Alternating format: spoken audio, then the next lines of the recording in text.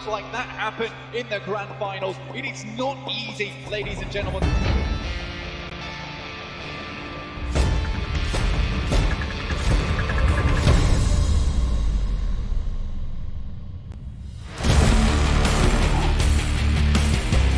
That's a good one. That's a banger, and that's a banger indeed. He hasn't got in to finish him off just yet. Runs round the corner, does the damage.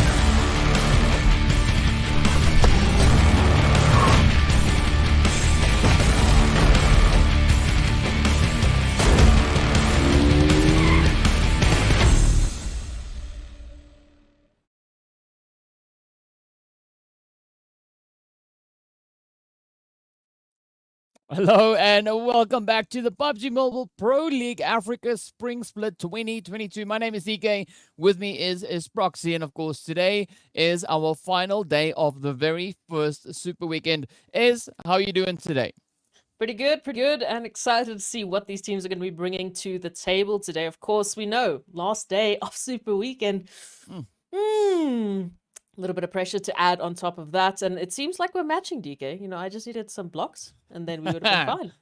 Yeah, we just squared up, right? That's what we're going for here today. But of course, you know, before we get into anything, we first have to give a big shout out and a big thank you going out to Monsters Energy, our official energy drink partner for the PUBG Mobile Pro League. Now, as we know, right, today, final day of Super Weekend, and we've been really seeing teams popping off yesterday, where we saw the players there from the side of Team Myth coming in with 2 chicken dinners. We had G3 coming in with 2 back-to-back chickens, and then of course we did also see several more chickens being brought in. You know, Team Unique also stepping up to the plate, bringing in that final chicken dinner of the day right over on towards Erangel. And now today, it's the final day, right? The final opportunity for teams in the Super Weekend now to bring in some more of those much needed points, looking to just, you know, elevate their current positions that they have on the leaderboard. And, you know, today we're going to be keeping an eye on a few teams, looking to see what they're going to be bringing to the table and whether or not they'll be able to finish up in a few of those much needed and strong positions. But before we get too far into that, of course, we need to have a look at a few of our graphics to just give the viewers a reminder of what the format and things for the day is going to be. And first off, we're going to be starting it off with our teams. So as we can see, our 20 teams, of course, being divided up into their separate groups, with a lot of teams coming in. Well, a strong representation rather, coming in from the players there from the side of Group B, and of course the players there from Group C. With Group A not having the players there from Mad Knight currently here, and of course over in Group D we've got the Intruders as well as the players there from SWAT 69, and then over in Group E we have the players there from the side of Virtual Gaming. So definitely Group B, Group C, some really strong performances coming through from their end, and we've actually seen quite a surprising play actually coming through from the Group C teams, right? Yesterday was kind of their day, right? Team Myth stepping up, G3 Temper stepping up, bring in some absolutely beautiful stuff. And of course, we have the players there in Team Unique from Group B also bringing in some really, really strong performances. And it's going to be interesting to see what the teams are going to be bringing to the battlefield once more here for today. But of course, you know, now that we know who our participating teams are, of course, just a quick reminder of that, we are hopping into our format. So League play, that was completed earlier in the week. It is now Super Weekend time, in which we see our top 16 teams from that league play making their way up into here. Of course, they are going to be playing it out across the 5 matches for today. And today is the final day of 3. Now, it feels like we're only getting started, but of course, we've already seen these teams play over 3 days already, and some pretty mind-blowing performances already coming through from just these past few days.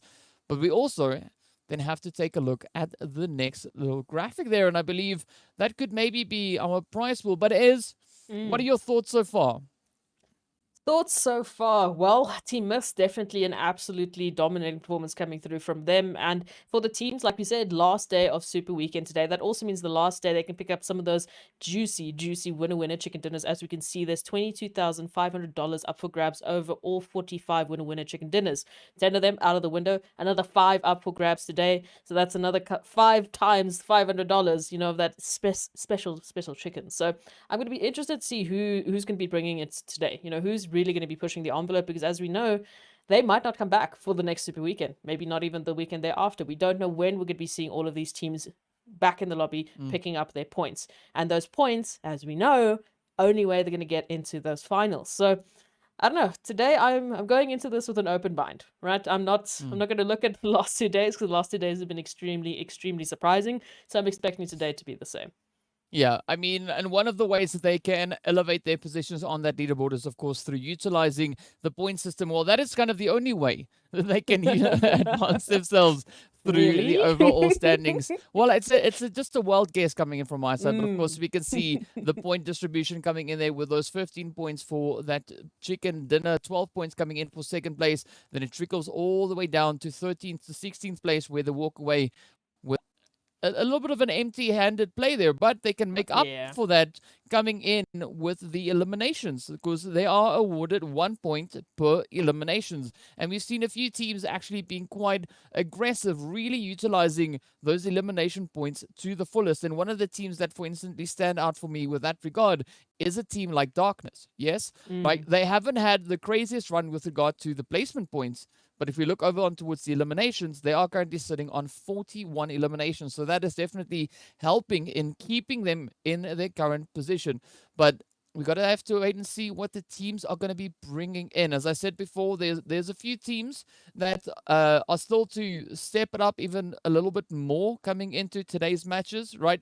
If they're not able to pull it off, it's not going to be the end of the world, right? It's only the first Super Weekend.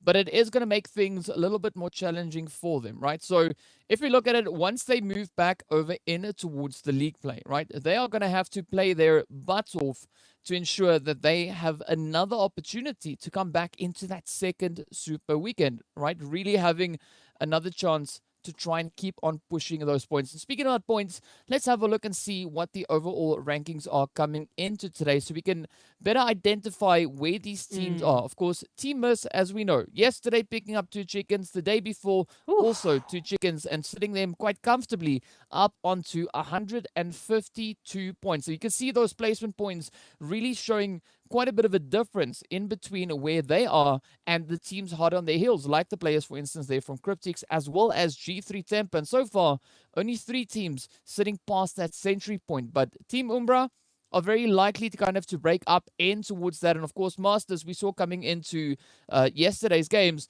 they were sitting a little bit further up the leaderboard, right up amongst all the chicken dinner winners. But now, just yesterday, Team Umbra also decided to come join them up here in the hot seat. And they are sitting smack dab in the middle of this first page. So ideally, we could maybe see a few more chickens, or we could see some chickens potentially today heading their way. Yeah, and Team Umbra and Team Masters Esports, what's also just interesting about them is they have 2 slightly different tactics, right? We can see Team Umbra really favoring those elimination points, which is why they find themselves, climbing that first page. Whereas Masters Esports, one of the teams, has been very consistent into getting those top 4, top 5 placement points, and that's really where they've been gaining theirs. So again, interesting, dynamic that we see from these teams, and that's all to do with the strategies that they're going to be bringing into this. Talking about strategies, of course, next level, Slime4KT, 1 Million Esports are bottom 3 on this page. Obviously, this is the first Super Weekend, so we only have 16 teams on this page because, that's how math works.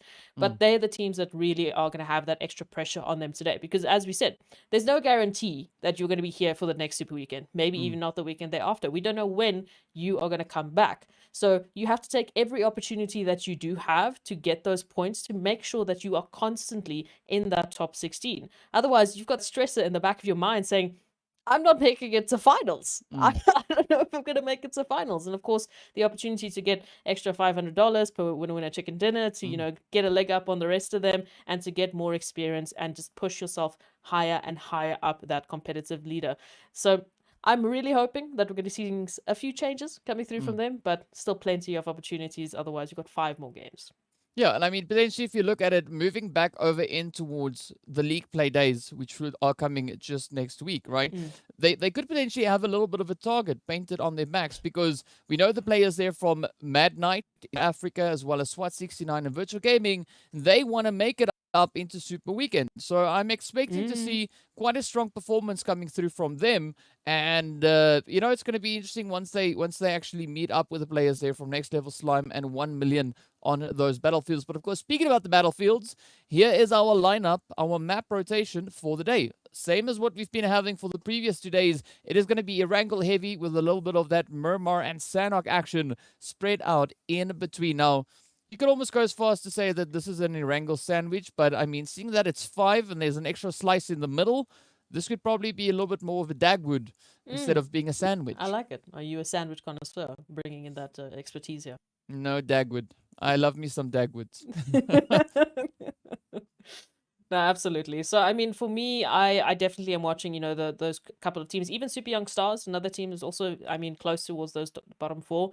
There's 4 spots, basically, that are unfortunately not going to be giving you any sort of luck every single week. So, of course, the bottom 4 teams this week, they have an opportunity to go to, you know, the VODs, get a little bit of information. They have the ability to really analyze all of the 16 teams we are witnessing today. And they have plenty of information to do that with.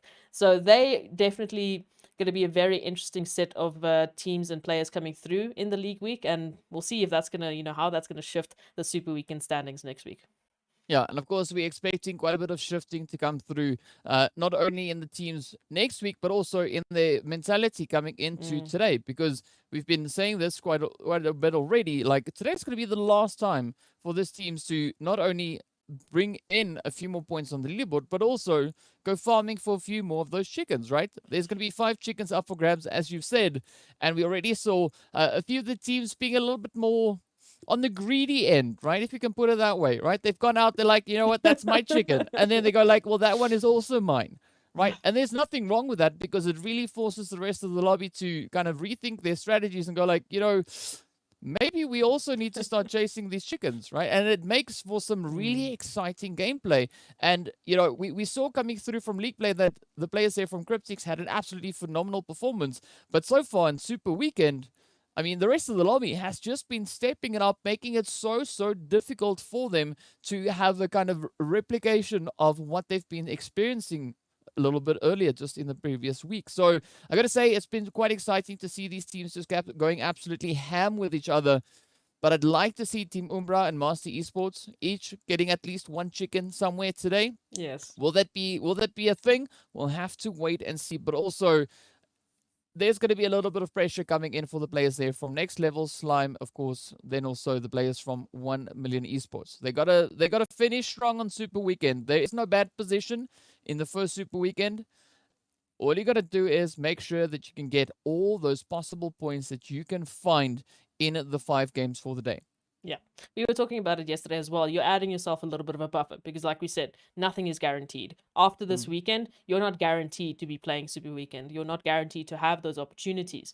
So you want to grab them while you can. And the more points you sort of give yourself, the more, I guess, leeway you can allow yourself with regards to, you know, League Week, with regards to Super Weekend. If you need more time to sort of readjust and come back even stronger to just change up some of those strategies, whatever it is, you give yourself that space. And that's important, especially not just in terms of, I mean, you know, stats and numbers and all those wonderful, wonderful things, but also the mental game. You know, if you alleviate some of that pressure, saying, okay, look, even if we don't get into the next Super Weekend, like Team Myth right now, we're sitting on 152 points, right? It's going to take a while for at least some of the teams to catch up to us. We're looking very good to getting into the finals, which is not only, you know, are all of the teams aiming for those winner and chicken dinners, but they're aiming for the finals. I mean, there's a big prize pool up for grabs here. You know, we've just been talking about the winner chicken dinner, but there's a giant prize pool on top of that. So, of course, the teams want to be able to make sure they got that safety net in place if something should happen, you know, because we know Battle Royale, RNG, you never know. Yeah.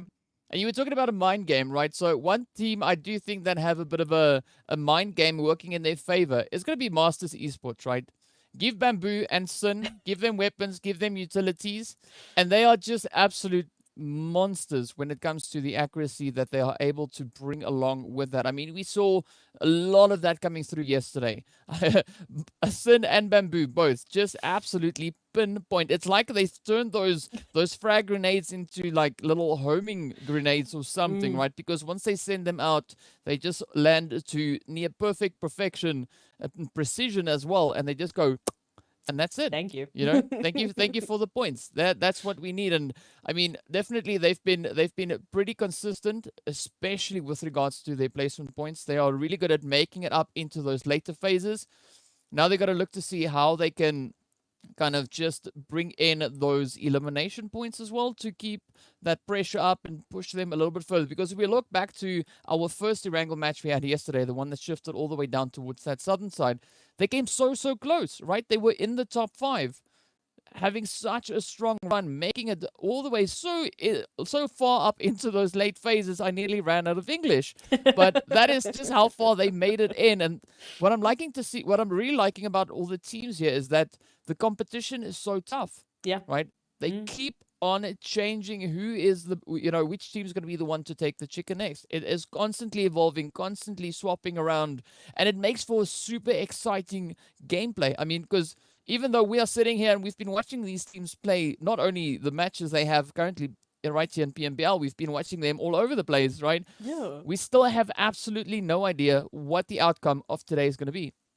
And I don't think we will know for a very long time, because the fact is, even after the Super Weekend, there's still so much more room for improvement that the teams are going to force open for themselves. They're going to open doors, that they might have not opened before, because that's what they're being forced to. That competitive threshold is constantly raising. It's constantly going higher and higher and higher, and the teams have to adapt. There's no other choice. If you don't adapt, you're going to be left behind, and unfortunately not going to get the juicy prize winnings or the opportunities that lie here after PMPL Africa, right? Because it doesn't stop here. I mean, we know a team like Cryptics, they made it all the way to the top, and they've got that experience now to bring back to PMPL Africa and potentially restart their journey there. None of the teams want their journey to end, especially not after the first Super Weekend. We still got so many more games coming through that they can potentially take advantage of, potentially take, the full control of, but we'll see how that's going to happen. That's why I said I'm going in it with an open mind, as if I've only just started watching PUBG Mobile. Well, on that note, before we hop into our first match of the day, of course, we got to give a big shout out there to Oppo. So with upgrade performance and upgraded fun, celebrate your winning spirit with a brand new Oppo Reno 6 series, the designated smartphone for PUBG Mobile, Middle East, and Africa Esports in 2022. We definitely, I said it before, we need to get you one of those lights. I need so we can foam finger, just like. Yeah, we were talking about that yesterday, but it's going to be an interesting one, whichever way we go. And of course, we are busy loading up to hop straight over into our first match. Of course, nothing out of the ordinary. We're heading straight up in towards Erangel, but now we wait to see what that flight path is going to be bringing in. We can see the lovely town of Georgopol just down below. So we are starting it out over in towards that northwestern side, and of course, heading all the way across over towards that Sosnovka military island. So a little bit of a change up coming through, but we'll have to wait for that first zone to see how much of a change up it is. But definitely looking at where this flight path is, the teams are still in a relatively decent position. I mean, we're going to be seeing those players hopping down, getting up into the vehicles, and rotating a little bit further over on towards that eastern side. Cryptics, for instance, we know they like to frequent Stolba if the flight path allows, but this time around they are pushing straight down up in towards that southern Georgopol and the hospital region. Already those vehicles coming through, so now we get to see just how far these teams will have to rotate once that first zone pops. Yeah, and Cryptic's going to be facing, a familiar opponent. We know Lusail absolutely loves that northern side of Georgopol, seeing that they're also, once again, going there today. A little bit of a change-up. We've got Zaki in play as well. Team Unique, we often see them going there towards Severny, so that northern side is going to have a little bit of fun. That zone, of course, we talk about it. Look at this one. We've got a nice little eastern zone coming in, of course. We finished off with this yesterday, which was also just a nice change of pace. So once again, bridges are in play. Bridges are in play. I'm not going to say too much, but they are there. Yeah, well, at least one bridge, right? And then of course we got that far northern bridge up towards Yasnaya.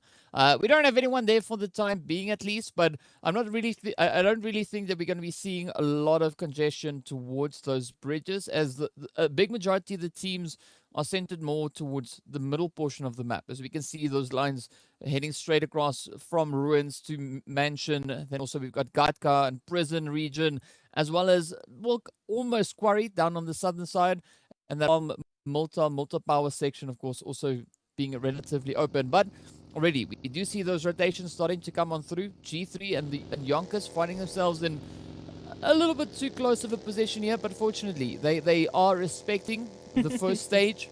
You're like, we know it's early. We know it's early phase. We're not gonna get into any unnecessary engagements just yet. We'll let you grab your loot, and we'll see you later, right? Yeah. So I'm liking that approach coming through from the teams. Look, I think it's a good approach for any team right now, even if you're not one of the teams sitting at the bottom of the current rankings, at least for the first Super Weekend, right? All of the teams want a fantastic buffer, want a fantastic safety net going into the next week, because there's no guarantees, not just for the bottom 4 teams, it's no guarantees for all of the teams, right? There is going to be 4 slots, unfortunately, 4 teams that have to sit out for the next weekend. We don't yet know who those are going to be. So for all of the teams right now, I think especially not only just that juicy winner chicken dinner, which now has that extra, $500 spice on top, but also just making sure they get that much closer, taking a step forward towards the finals, which we all want to see them have, but only 16 can go through. I do like a couple of change-ups coming through here. Super Young Stars, again, once just a little bit down there towards Primorsk, a little bit split up for the time being, a little bit, few towards Quarry. The Charla just up towards the west, but having a good time looting nonetheless. And once again, we were talking about next level and Masters yesterday on that military island, joined by the hip, if we could say. And once again, the only 2 teams to drop there. So they might be having a little bit of a fun rotation, I guess, depending on how that zone is going to shift. But that's much later. For now, I just want to see if they're going to follow each other. Maybe it's a good little rivalry that's going on there. Yeah, but this is going to be an important play. Today is going to be super important, particularly for the team of Next Level, right? Because we know they only played a few games yesterday. We didn't see them in all 5, so only playing in 3 of those definitely did add a little bit of a tough play there for them, at least in the Super Weekend. So they're definitely going to have to try and step it up and keep their focus on just making up for yesterday, and also then adding some additional points to that leaderboard, ensuring that they don't have to stress as much moving into next week's games. Absolutely. Just a smidge, just a little smidge of pressure. But we see a lot of these teams, I don't know, maybe the pressure is exactly what they need. Maybe those dying straights are exactly what they need to really push themselves into the best performances that they possibly can, and then take it up another level, as we know all of these teams are capable of. I keep saying that, and it might be getting annoying, but we know it. We've done the research. Wherever they've come through from, qualifiers, from PMCOs, coming through into this one, they have potential. They have fantastic potential. That's the reason that we find them here. And I am so keen to see how is that leaderboard gonna change up? How are these teams gonna, I don't know, maybe change the dynamic, maybe take a little bit of a different strategy, maybe bring in a couple more, change the execution, because for some teams, it's not necessarily about finding new strats. It's just about refinement. It's about polishing those executions. And we've seen many of the teams really start to do that in Super Weekend already. Even in League play, we started seeing them do that. So plenty of opportunities, and I just love that. I think that's just the beautiful part of PMPL Africa. Yeah, and of course, as we were saying yesterday, dynamically changing up dynamics. Dynamically dynamic? Yes. So we're also going to be looking a little bit onto that to see what the teams will be bringing in. But for the time being, at least, things are relatively quiet. The teams, just making sure that they've got everything they need before just rotating up in towards the zone. Already we did see the players there from the side of Darkness moving over towards Prison and Shelter. But now we have YONKOUS already heading up in that direction as well. We do have Lewis, NNN7, a lot of ends right there. But it's a good earlier rotation coming through from them. We did see a little bit more of a slow rotation yesterday. Today, they're on it, right? They're getting ready to move up into a little bit more of an advantageous position. but they have to be a little bit more cautious as to where they choose to rotate up to. But I'm liking the spread coming through from them because they are moving in towards the junkyard and also the compound just situated over on towards this western side. So making sure that they've got some pretty good coverage should anyone start to venture up into that region. Yeah, those mass migration should be coming through as well, because we do have a few of the teams there towards, more of that western side. It's only first zone, so they're going to take it a little bit more easier. As well, it's only first game. So maybe just getting a little bit more information, because I remember on the first day of Super Weekend, we literally had all of the teams, jumping immediately. As soon as there was a zone pop, they did not care about loot. They wanted to get into zone. First team to get into zone, get themselves set up. And that was basically the pattern we saw. Now, it's a little bit more calm for the first day. Cryptics, we've got, Lusail, we've still got Super Young Stars, even Unique, taking a little bit of a slower approach, just making sure they're doing everything by the book and being careful to not fall down to those rotations, because that was also a big issue that we saw teams actually, unfortunately, falling victim to, was those rotational paths that they take through with teams already set up on high rises, like Triple Esports as an example, who can have a beautiful purview of teams coming in, throw a couple of shots, and, start off with a few wonderfully welcomed eliminations. So if they do wait here just a little while longer, maybe Super Young Stars might be meeting them. Well, we'll have to wait and see exactly what is going to unfold. But of course, speaking about unfolding, next level, they are going to start to unfold their rotational path, heading a little bit closer on towards the bridge. But we also did see the players, Masters, also now just moving in a little bit closer. Again, we do see Sin coming into render range just over on towards that eastern side. But this is a really good anticipation now from the side here of the Masters. They know that the players here from next level share this kind of location with them. They love to drop down on towards that military base. And this is a good call coming in from them, setting themselves up in the compounds and already putting a little bit of a stop to that rotation coming through now from next level. But this is where the Masters now need to evolve that strategy a little bit further. Yes, they've stopped them from rotating for the time being, but are we going to see them potentially try and push up on towards them? And I do think what's going to be the deciding factor on that will be this next zone shift. Yeah, depending on how that's going to fall, it's really going to make a big difference, especially when you see a lot of these teams there towards that northern side. We've got quite a good cluster there. We've got quite a good cluster there towards the western side as well. Oh, hello. Okay, so Milter Power now being in play, of course, still open for the taking, and that bridge still in place. So they've still got some space to work with here, of course, but we've seen how these zones with water end. We've seen how they go, DK. So I don't know about you, but if I was any of these teams, I'd be like, listen, where's the one spot I can take, and let me just sit there and wait. It's a little bit of that hocus pocus, bubble, toil and trouble. But for the time being, at least, Cryptics, they don't seem to be in any trouble whatsoever. They have rotated up over on towards that western side, and of course, they wait to try and kind of move along with the blue zone, at least in the first zone shift, that first closure coming through. So nothing really out of the ordinary there, but I'm liking this decision coming through now from Zero Tolerance, right? Yeah. They've kind of felt the pressure coming in from behind, not really waiting around for much to come from that. They're like, you know what? We're going to prioritize our rotation, get our position set up, and focus on having a good angle or good foothold within this coming phases. There's only a few seconds now remaining on the clock. Of course, the players there from Lusail also coming in with a little bit of a wider rotation, just hugging the edge of blue as they're looking to make their way up towards that more southern side, northern side rather, potentially. But now we're going to look to see where these rotations are going to be going. Down south, of course, the Masters and the players there from next level, they are now presented with a beautiful opportunity, because now they can really utilize their strategies to get a controlling position all the way down towards that southern edge. Neither team's deciding to push towards the bridge just yet. They're kind of still retaining the position we saw them in last time. But meanwhile, over on towards this more western side, just off center, we can see the players now from the Super Young Stars as well as Umbra starting to have a few things cooking up here. Yeah, maybe they'll share some words, potentially. As we see, we were talking about teams being joined by the HIP. I feel like 1 Million and G3 Tempo are one of those teams. I feel like Team Umbra and Super Young Stars seem to be the next set of teams that are joining by the HIP, because they're still just rotating around, lashing, just being a little bit of a distraction here. Shadowin, unfortunately, not going to be making those connections. And for the time being, Super Young Stars at least are getting some information, as long as Lashin can get out of here. Ooh. Just that train following you. Just imagine just driving and there's bullets flying right behind you.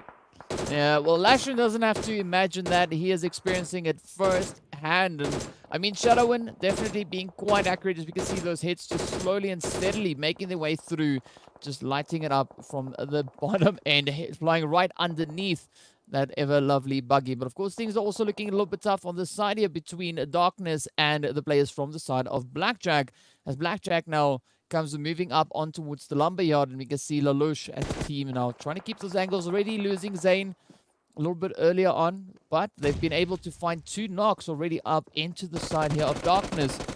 And this is a very kind of similar approach we saw coming through from Blackjack just yesterday on one of our Erangel matches. But look at this now, Manuel cooking up the nade, getting ready to send it out, finds a beautiful knock coming up right up in it towards Reverb. And now the pressure turns to Lelouch and MG. They got to now find a way to make a bit of a stand up against the side of Darkness. But Lelouch trying to wrap around the back end, but he needs to be super quick because, you know, Moment and the rest of the players here from Darkness, they're not going to be waiting for those opportunities. No, they probably want to look at a disengagement here, because even though Reverb is still, you know, potentially back in the action, there's a lot of points at stake here, and there's a lot of opportunities for both teams at stake, because both teams, we've seen some beautiful performances coming through from them. Darkness, on the other hand, you know, they're one of the teams that the performances have been there, right? But they're hungry for that winner chicken dinner, and I do not blame them. I would love to have them have them also. Yeah, tripling over my words and Manuel tripling over his tires. I'd love to see them taking a winner chicken dinner. If we turn back, you know, to Cryptics, they were pulling up alongside Super Young Stars, and now Zero Tolerance, unfortunately, has taken their attention. Yeah, and I mean, it does seem like they've been able to land a few hits. You can see 2 players already knocked now for the side there of Cryptics, with Carry Boy getting confirmed on up at the hand there of Vortex. But definitely an interesting position that we see the players here from Cryptics, right? Not something we see from them all too often. Lazy Boy also now getting confirmed, and it is now down to Senke and of course Marshall to try and come through with those rotations as they make the decision to disengage and rather once again focus on getting those rotations and those positions secured. But looking at the zone itself, we did see the players there from Next Level being zone blessed as they've rotated up from the southern side, coming in with a bit of a rotation, pushing straight across. And now they find themselves all the way down towards that southern edge, with several other teams now starting to move into the region. Of course, quite a bit of fighting still happening towards the northern side, as we do have the players there from Lusail, the Super Young Stars, as well as RTG Esports now starting to make their way down in towards that more southern shift. And Zero Tolerance being forced to make a massively long rotation all the way by Prison into the northern side of the zone. And again, that zone mostly covered by water. So unfortunately, in terms of mainland coverage that the teams have available, in terms of the positions they have available, it's really, really limited to, you know, what we've seen in the past, at least in the last couple of days, was these super weekend playoffs. But for the time being, I feel like there's a good representation going through. Yes, Super Young Stars down to a solo, but there's still 16 teams left. They still have an opportunity to pick up a couple of points. That added danger, though, then means that any team going out, the next 3 teams going out, are unfortunately going to get bubbles for their placement points, a big fat 0. So the eliminations really become key here, and that's also a trend that we've been seeing in these last few days.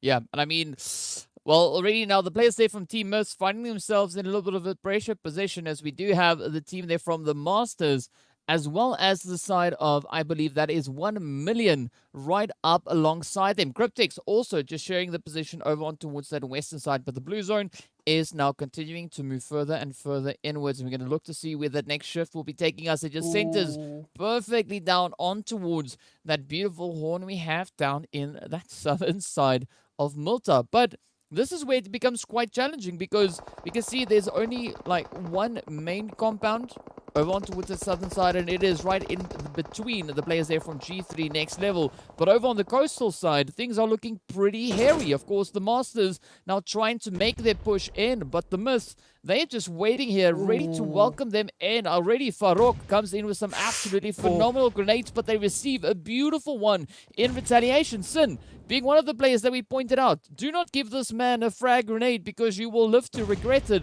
Or maybe you might not live to regret it, as you can see already. They are just being absolutely beautifully utilized here.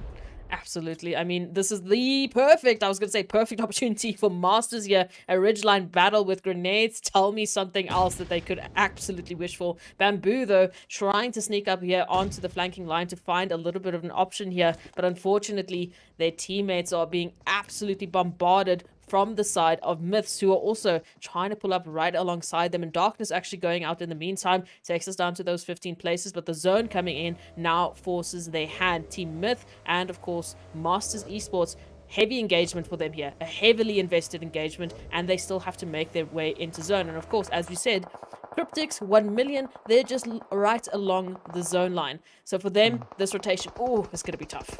Yeah, but I mean, I'm liking this position coming in from 1 million. They are just able to rain down on the players here from the Masters as they are trying to rotate on through. And 1 million, this is one of the teams we said we want to see them step it up, and it definitely looks to be that is exactly what they are doing. They're just playing these positions absolutely beautiful, already sitting with those 2 eliminations to their name.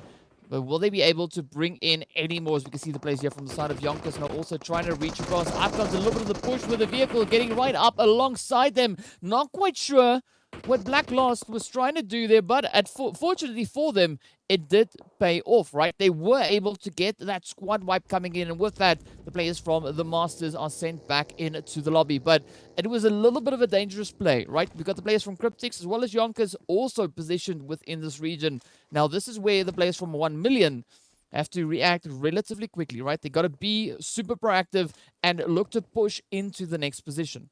Absolutely. Otherwise, they're going to be finding themselves in a little bit of a sandwich. Not a Dagwood just yet, DK, unfortunately, but still plenty of teams in the vicinity to make this really, really difficult for them. And of course, Triple Esports, Team Umbra, who have been absolutely bombarded with teams flying up on them. We had Cryptics, getting a little bit of pressure for them. You've got Super Young Stars, but now they have to turn their attention here towards Triple Esports, just on the high rise, right behind them.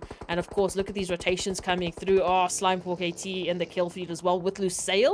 This is tough for everyone. Even Zero Tolerance is fighting Lusail.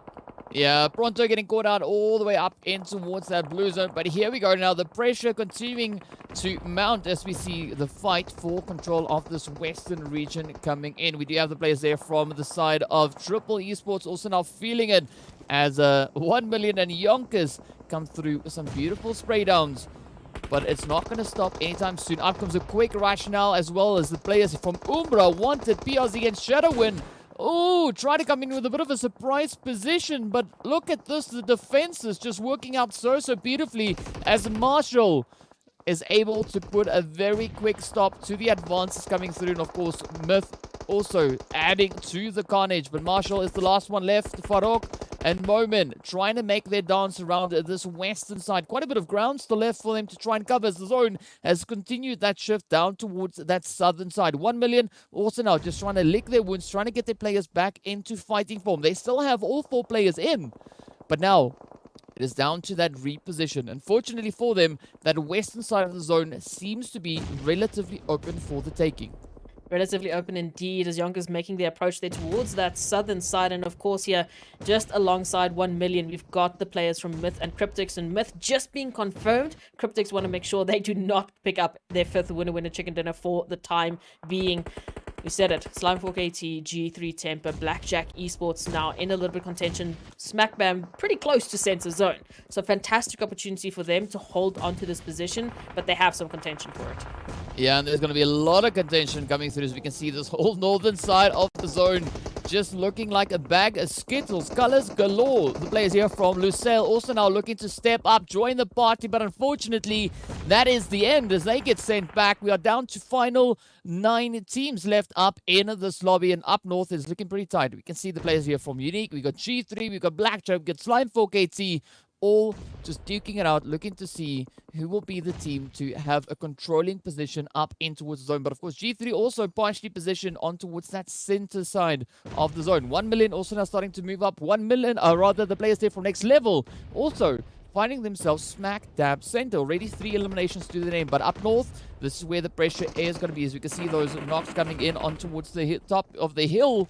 But G3 trying to focus their efforts, trying to defend this northern side. They want to try and push through the side of Blackjack. But up on the hill, it is going to be 1 million. And next level, looking to dial up the aggression. And absolutely, I do not blame them for that, because this is a fantastic high-rise position for 1 million to make use of, but they need to get through next level to make use of it. And here comes the push through.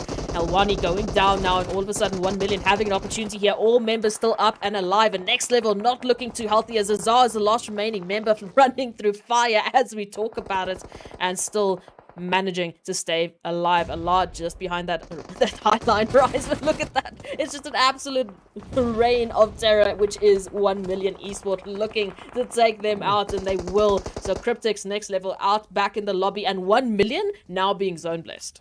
Yeah, that was a really good push coming through from the side there of 1 million. Unfortunate to see the players there from next level getting sent back, but now we hop straight over on towards Unique, looking to dial up the pressure towards Slime 4KT. Beautiful strafing coming in, but let's see, will Unique be able to get a clean wipe as they push forward so aggressively? Aimer, ooh, getting a beautiful knock in, and it's a little bit of a saving grace, but will he be able to close it up now? Come on, do the dance. Up he comes, looks the wrong way, quickly tries to rectify that now. Will he be able to get it as he's getting pushed from both sides?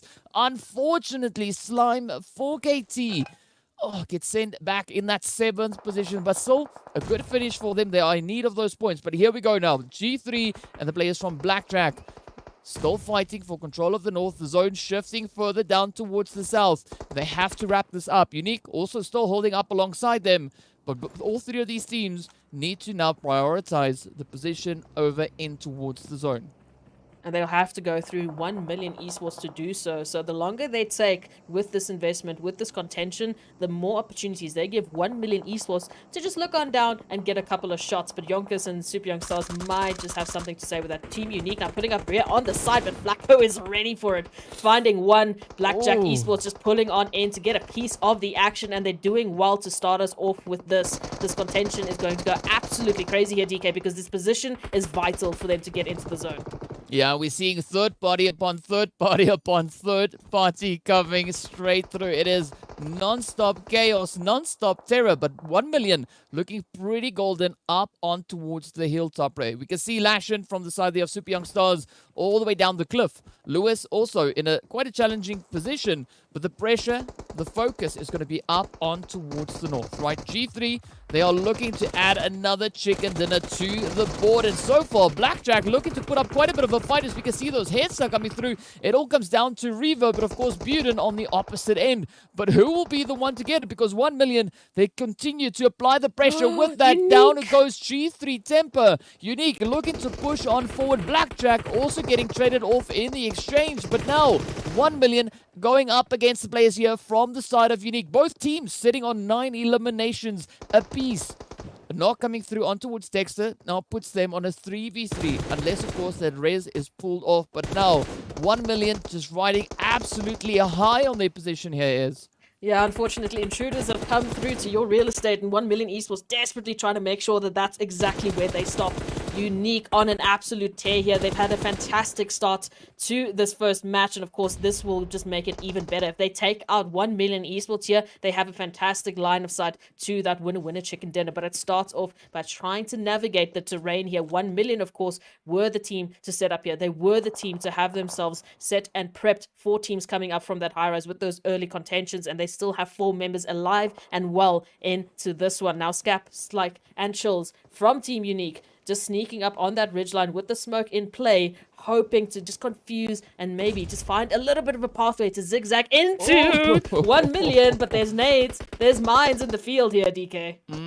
Yeah, 1 million, they're not going to be backing off anytime soon. They pulled the rest off. Now they're going to be looking to apply the pressure. They want to close up and seal in that winner chicken dinner. Dexter trying to sneak up the front line. They're trying to push up so aggressively, but it does seem like the players here from Unique now just getting down onto their knees, trying to stay down in the grass, but they've been spotted. The location now not being a surprise anymore, as we see Slike now getting picked on up, and it all now turns to Chills as Chills gets sent away. 1 million riding so high on this absolutely phenomenal performance. But up comes YONKOUS. Lewis now trying to push in. Is he going to get him in with a bit of a third party play there? We don't know, but of course anything can happen. One player up against 4. It's going to be a pretty tough play. Lashin also just holding up all the way at the back there, but the spray down is going to come through. 1 million, they want this win. They are keeping their eyes on the prize with that picking up yet another elimination. But now look at the shots coming through from Lashin. Making sure that he's taking every opportunity here. It is a 1-on-4, and of course that res should be coming through because 1 Million Esports have had prime position for so long. They fought, they bled for this position, and this is why they just need to capitalize off of it. Down to a duo because Lashin going on an absolute tear. Now Dexter has to hold the line alongside Black Lost and Knight, who have just been res. So again, numbers just looking fantastic here for 1 million. The connection not quite making it. Lashin now obviously being spotted out. Position known. 1 Million Esports just taking their time, just finding the shot and making sure that they get their first winner chicken dinner and a well-deserved absolute maniac amount of points, honestly. Yeah, that was an absolutely phenomenal performance coming through from the side there of 1 million. And we were expecting the teams to just step it up to the next level coming into today, right? We were talking about the teams before we started off with the matches. We said the players there from 1 million are going to be one of those teams that will have to just dial it in coming into their performances here today. And that is exactly what they brought to the table. They came in today with a perfect mindset, and I'm loving where it is going.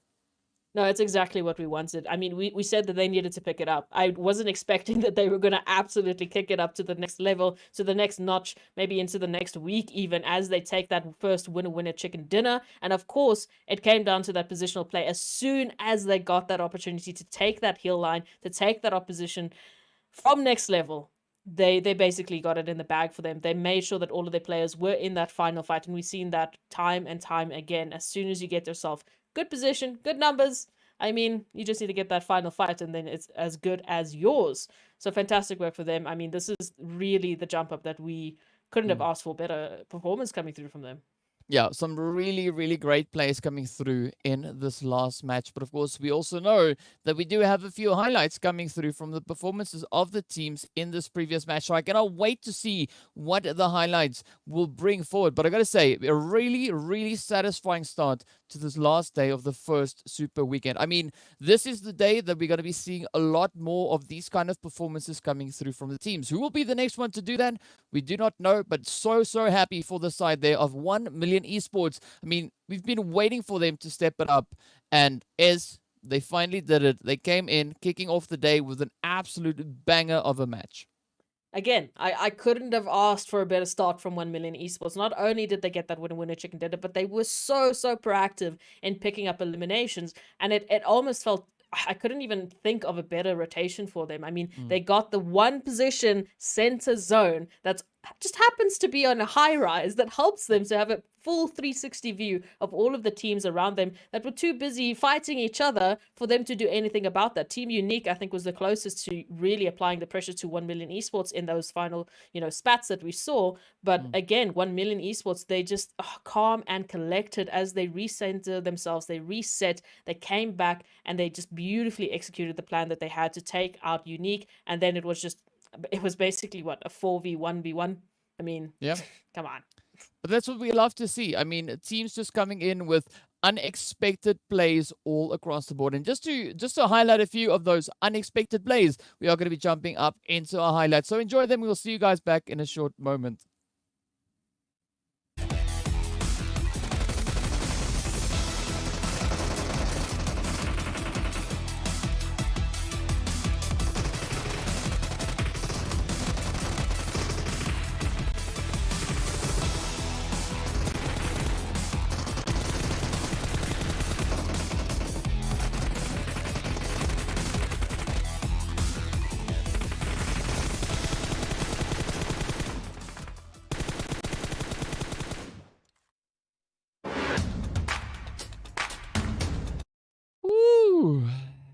Some absolutely fantastic plays. I mean, that is how you kick off an Erangel, right? That is what we love to see. Teams just continuously pushing, evolving, and improving their strategies and their performances. And I mean, it's only the first week. We're going to be seeing a lot more of that come through as the teams progress their way through heading into the next weeks. But of course, we have to take a look to see what the match rankings look like, how many points these teams were able to bring on through. And of course, 1 Million Esports sitting right up in pole position, so close to dropping a 30 bomb.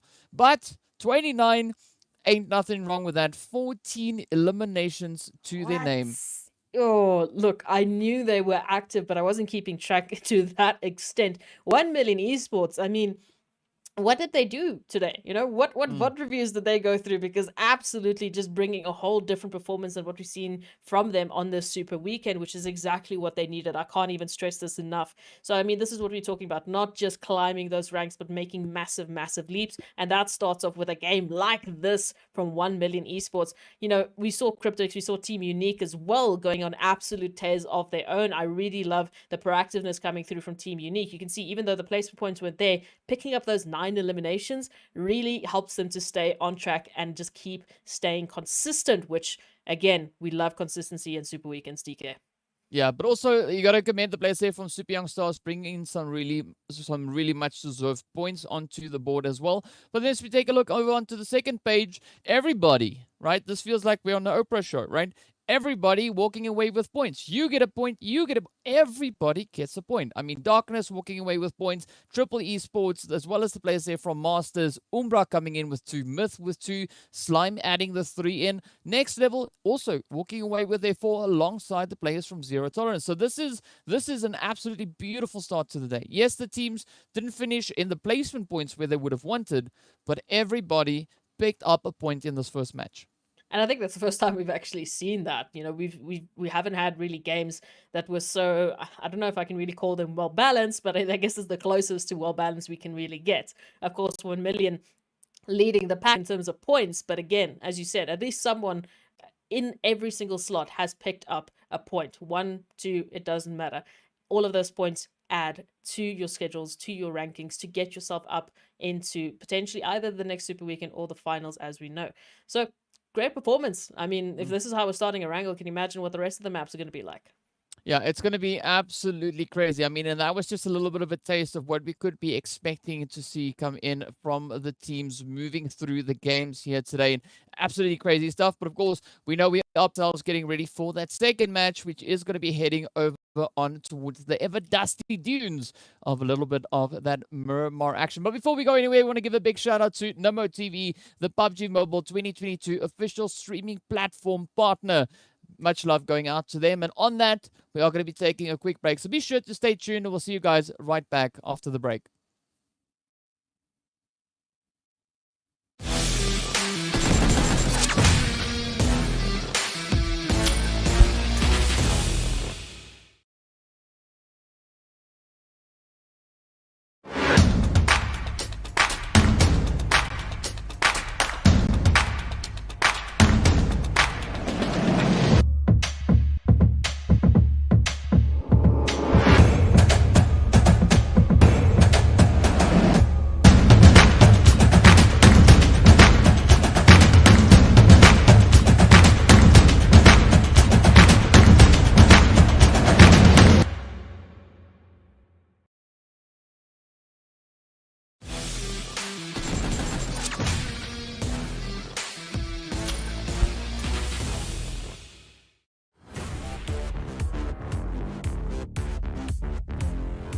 Hi, Lewis. Great to meet you.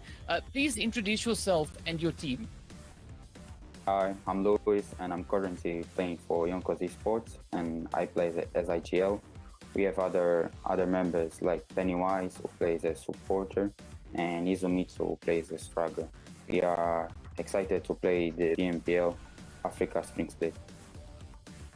And we're excited to see what you guys are going to be bringing in. Now, first off, I want to find out from you, how are you feeling right now, just before the start of the event?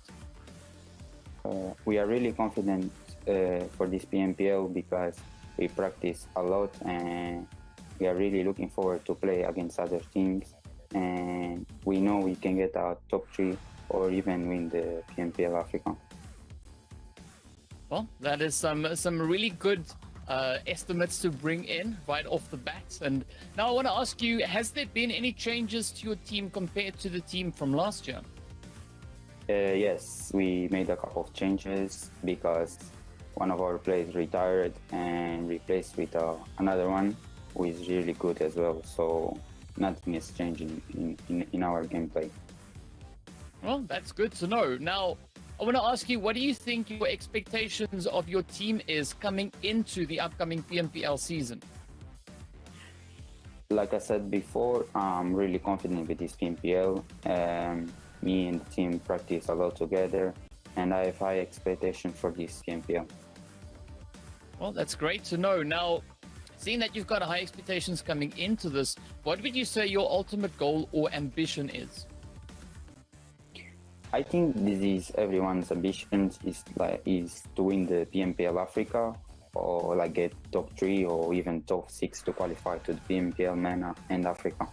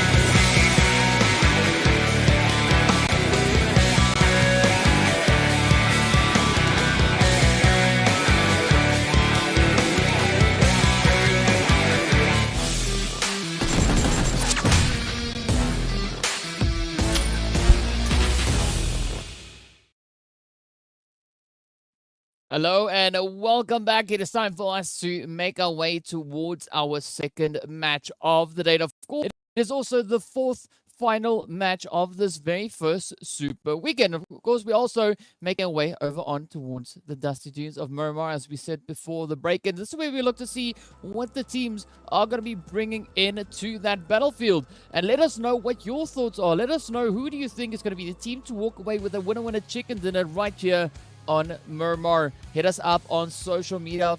Go on over towards Facebook and Instagram. Look up the PUBG Mobile Esports Africa pages and tell us what your thoughts are. But also on that, we got to give a big shout out to Oppo with upgrade performance and upgraded fun to celebrate your winning spirit with a brand new Oppo Reno 6 series, the designated smartphones for PUBG Mobile, Middle East and Africa Esports in 2022. Now, speaking about upgrades, speaking about upgraded fun, of course, is look at this zone. It is looking, well, or the flight path, it is looking quite interesting all the way over on towards that more southwestern side, cutting off quite a big chunk of that northeastern region. But as we know, we got to wait to see what that first initial phase is going to be bringing in. Yeah, look, the Miramar games that we've been seeing have been quite interesting in the last couple of days, especially, you know, when we talk about G3 Temper, who have just been having an absolute blast on Miramar. So we'll see who's going to either replicate that performance or put an end to G3 Temper's reign of sandy destruction, as we can call it. But yeah, zone looking a little bit fun. Might be seeing a few of those bottom. Ooh, I was going to say we might be seeing some of that southern part of the island in play, but no. We're just going to go all the way west. Well, west is best at times, right? So here we have the teams now not having to rotate too far to get themselves situated into this next phase. And I'm going to say I'm quite happy with that, as it is going to allow the teams already positioned within the zone now being in a position where they can actually start leveraging those tactics and really making the most of where they find themselves. But one team that finds themselves in an absolutely beautiful position is going to be the side there of Team Myths. I mean, smack dab center zone up in towards Monte Nuevo, not really having to rotate too far. And then also we do see the players there from Slime 4KT as well as Cryptics positioned down on towards that southern side, with the team from Umbra, of course, very, very close to Slime 4KT. Up into Pozzo, it's a little bit more relaxed. Yeah, they're just a little bit more relaxed, but I do like that we do have quite a peaceful zone, I guess, if we can call it that, an open objective. You know, there's many words I can throw at you, but ultimately we're giving teams a lot of space here. And again, you have to remind yourselves this is Miramar, so the teams look extremely close to one another, but they're not as close as Team Umbra and Slime 4KT right now. And Slime 4KT, unfortunately, going to be losing out on having Aimer in this Miramar, which we know we've been applying pressure to both Slime 4KT and Next Level for these games, right? We also did that for 1 million. And I'm happy to say for 1 million, they rose to the occasion and took that first winner chicken dinner. How is Slime 4KT and potentially Next Level going to replicate that? Or maybe they're going to change it up or bring up the points in their own way. We'll have to wait and see. But unfortunately for Miramar, they'll start this off with one player down. But it's not the end of the world, DK. It's only one player, you know? Yeah, I mean, so at least it's not going to be too much of an impact for the strategies team coming through, right? If it was more players, I would maybe be a little bit worried, but it's definitely nothing too drastic or too catastrophic, right? So all they got to do is now just bounce back a little bit and try and get themselves into a good play, ensuring that they are able to now retain the remaining players they have got left. But if we look at the current spread of teams all throughout the map, we do see over in towards Puerto, where we were just looking towards the players there from Darkness. They have a little bit of a company right along up aside them, that being the players from Lusail. But the same can, of course, be said over in towards Los Leones, where we've got Blackjack and the players coming through from the side there of Next Level. So curious to see how those rotations are going to be coming through, as Next Level right on the edge of zone. So definitely nothing drastic needing to be done on their end. But again, you don't want to be too close to those city positions, as it's sometimes a little bit more challenging. But fortunately for them, the zone is over towards the west. But what's interesting this time around is a big chunk of that zone has already been cut off, seeing how far that zone has shifted over on towards that western side. Yeah, and look, I mean, we know there's a wonderful mountain range that teams can't really use towards that western side. So again, not only are we seeing, unfortunately, some of the teams, having to be a little bit closer than they would like, but I don't know, depending on how that zone is going to shift, if it's going to keep taking that western momentum, we might be seeing a very cramped Miramar game, and that always leads to wonderful, wonderful chaos, which we thoroughly enjoy. The teams maybe not so much, but who knows? We'll see how they deal with it later on. We do see Darkness and Lusail still quite far up there towards Puerto, so they have to make a little bit of a rotation, and I'm really keeping an eye out for Slimefork AT and Next Level. Next Level especially, finding themselves a little bit close there to Blackjack Esports, thereby lost Leones. And rotations, though, not too bad. Again, like Miramar, we love Miramar for the space. It breeds an opportunity for fantastic rotation sometimes, but I don't know. What do you think Next Level and Slimefork AT should be looking for? Just early rotations, or do you think there's something else that needs to come play? I don't know. It's a difficult call to make here, right? Because again, there's nothing wrong with the early rotation, but then you gotta have to try and pull that rotation off into a direction where you have good information.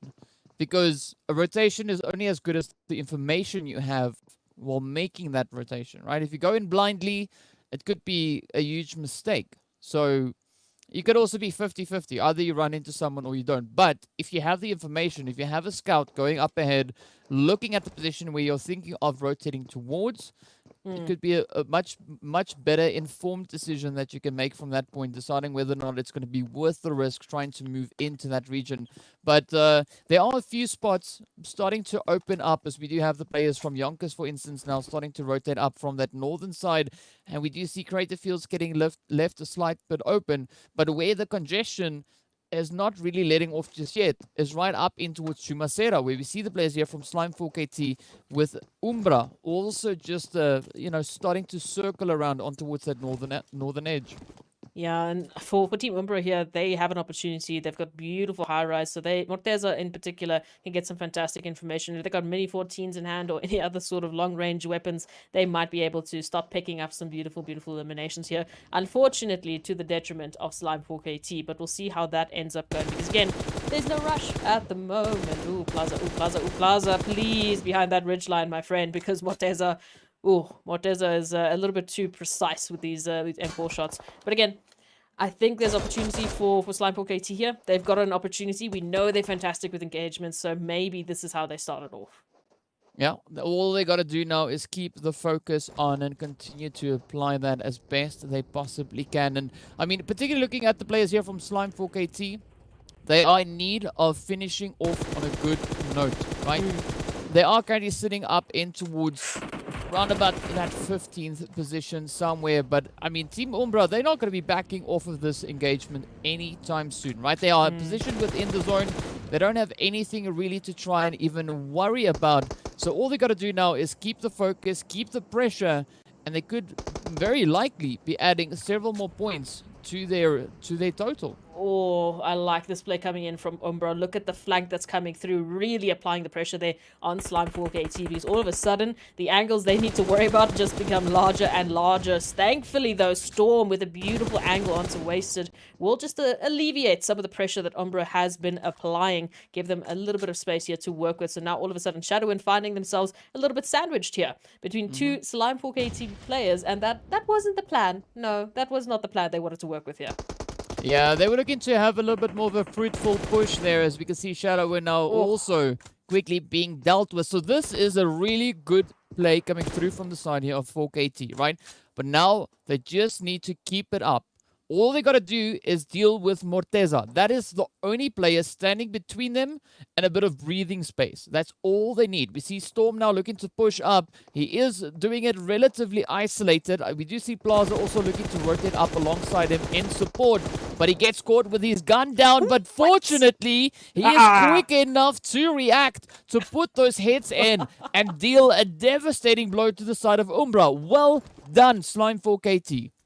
Man, oh man. You know, next time you interview him, maybe just ask him what the trigger discipline is looking like, because that trigger finger is ready for anything. Beautiful work coming through there from Slimefork AT, and we mentioned it exactly how they would love to have started this one off, getting up 4 eliminations right off the bat. Now, G3 Temper, a team we know that is quite familiar with Miramar. You know, they're quite happy with this map, finding themselves right alongside Masters, who have a beautiful high-rise position again. And Sixguard, you know, he does have the fastest car in the game there, DK. You know, some opportunities. Yeah, Cough, you gotta put those spoilers on, right, to make sure that it doesn't take Spoiler. off. Yeah, you gotta put the spoilers on. That's just how it works. If it's fast, smack on a spoiler. Otherwise, you're gonna go flying. I'm not quite sure how the spoiler is gonna look on that, but of course, a little bit of a spoiler now being dealt onto the side here of Zero Tolerance, as YONKOUS is putting a very quick halt to their rotation further in towards the zone, and it is going to be a fight out on the edge of the hillside here, as we can see Havlik. He, of course, being one of our MVPs from yesterday, or one of the top fraggers from just yesterday, looking to kind of even that score once again. Some absolutely phenomenal performances coming through from Havlik just yesterday, but will replicate that once again here today. Zero Tolerance definitely making that a potential play to come through. Yeah, Havlik, again, it was on Miramar that we saw him just absolutely entirely take a team out by their lonesome with some insane sprays coming through. But for the time being, Zero Tolerance being the one to apply the pressure, and they have a good bit of range to work with here. YONKOUS, on the other hand, though, they still have all of their players alive into this one. It's Zero Tolerance that are a member down and are looking to get a bit of that revenge coming through. That vehicle, dangerously close to blowing up, and unfortunately maybe just applying a little bit of burn there to GG next, but we'll see how that's going to be going through for the time being. Buggies are here, and they have fantastic spoilers, DK. These have lovely spoilers. Yeah, it's because they're so slow. That's why. You know, let's be a bit of a contradiction here today. But of course, you know, GG next, that vehicle that he was driving, I swear that thing was pretty close to almost explosion proof, right? Because somehow he was just able to duck dive and dodge his way through the lead heading in his direction, and was able to pull that vehicle through by a hair, I think, right? But of course, now if we look over on towards the zone, this is where things are going to start becoming quite interesting once again, because we've got so many teams already well established within this phase, and this is where a position like we find the players of Cryptics in, for instance, could be quite a favorable spot to be holding. Again, they got some beautiful line of sights all the way down, all the way across towards the players there from the side of Team Myth. So who knows, maybe this could be another absolutely amazing performance coming through from them, but this next phase will assist us in getting clarity on that, as it now centers up even more so towards the side there of Myth, Blackjack, I mean Cryptics in there, the Masters up there as well.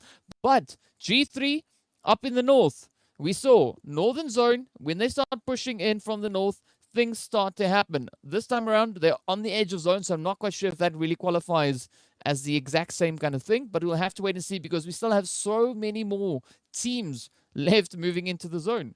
It's still a fairly inclusive zone coming through here, with a huge portion of the teams finding themselves not having to worry about rotations just yet. But you can see that migration now coming through, and 1 Million Esports, curious to see where they're going to be finding themselves. But I was going to say, Blackjack Esports and Team Myth having their own little bit of a spat here, and Broly did find themselves a little bit too far from home, but it looks like the reconfirmation has come through, and now it's a 3-piece each for Blackjack and Team Myth, as they look to potentially finish what they started.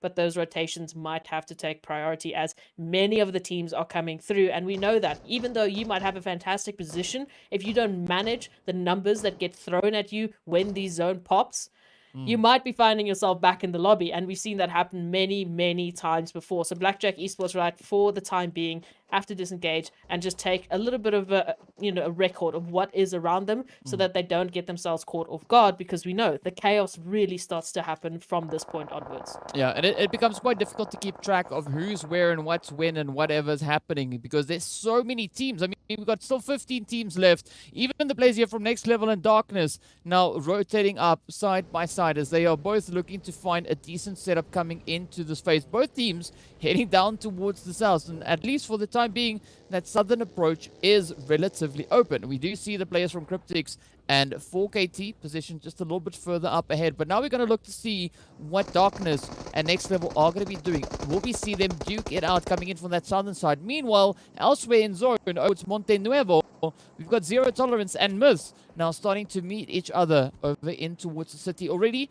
Only 2 players now up for the side here of Zero Tolerance. It is going to be Vortex and Hates as Myth now come pushing on forward. Ramsey alongside Moment getting ready to cook those nade up, send them over. But Farok holding a beautiful off angle, and look at those nades as absolutely pinpoint plays coming through. But now Vortex, the last one left to bring in a bit of a challenging play onto the side of Team Myths. Oh, this is painful for Zero Tolerance. The nades coming through from Team Myth have been a little bit too scary close and too close for personal preference here. But Zero Tolerance now holding the line, like you said. Vortex, unfortunately, the last member to try and do so. But Team Myth, they want the confirmation. They want the team wipe. You know, they do not want to be in danger of going home without any placement points. So they definitely would love to add Vortex to the list of names to take it out. Farouk going down. Are they ready for the sandwich that is going to be applied by Team Myth? It does unfortunately not look like the case, and Zero Tolerance will be finding themselves back in the lobby with unfortunately no placement points, but we'll see how those eliminations turn out in the end. Team Myth on a tear once again. They had their winner chicken dinner, their 5th winner chicken dinner, stolen away from them on Erangel, but this time we'll see what they can make use of. Now, rotations coming through. I do love the couple of positions we can see here from Super Young Stars and, of course, Team Unique. But Slime4KT, the pressure's on for them.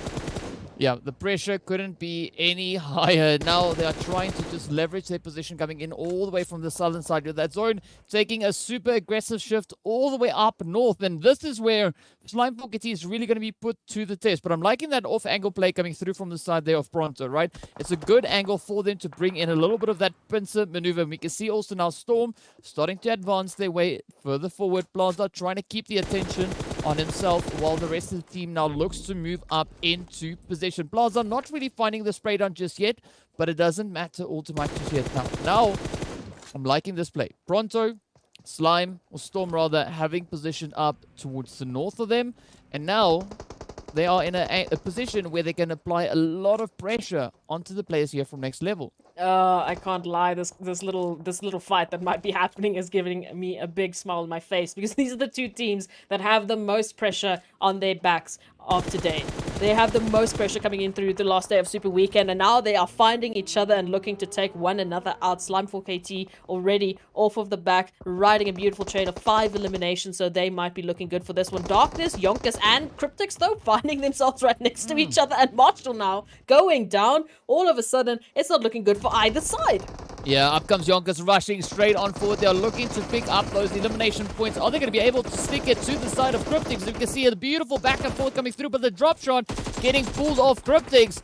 Just landing one after the other, but GG next now getting caught in a little bit of an open position as Lazy Boy also now starts to rotate up, but those third-party shots are flying in all the way from the zone. It is coming in from the side there of Cryptics. You can see Lazy Boy now trying to avoid all the hits, but MG follows through. Beautiful play as Cryptics now also gets sent right on back, but absolutely devastating things coming through. But now, over on towards the southwestern side, it is going to be the players from Darkness as well as Blackjack having now to just dance around each other, looking to see who's going to get control of the southern portion. But of course, Slime4KT and Next Level also now starting to push up towards that zone.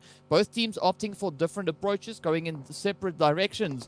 But up north, we find the players here from the Super Young Stars and 1 Million also now fighting for controlling position. I don't know if it's just all the teams that have the most pressure just trying to find each other, but here it is, of course, 1 Million Super Young Stars riding that level of absolute contention that we saw Next Level and Slime4KT unfortunately finding. And now Unique, unfortunately, with the third party onto Super Young Stars, so the nades coming in from 1 Million, the third party's coming in from Team Unique, really making this difficult for Super Young Stars. And now Darko and Lashin, last remaining, make that just Lashin, unfortunately, last remaining hopeful here for Super Young Stars, caught in a little bit of an uncomfortable spot here, right? Because not only is positions given away, but those pushes coming through from the rest of the teams are going to make this so much harder moving into the rest of that zone that they thankfully, for the time being, find themselves in. Whereas the rest of the teams have to move up a little bit more north if they want to find some safety here. And it's an uncomfortable position for many of these teams, DK. Yeah, definitely going to be a super uncomfortable position for almost everyone concerned. But we did see that zone showing quite a bit of a difficult shift, right? It has moved a little bit further up on towards the northwest. Lusail still cornered all the way down in towards that southeastern side. They've got the Masters right here alongside them.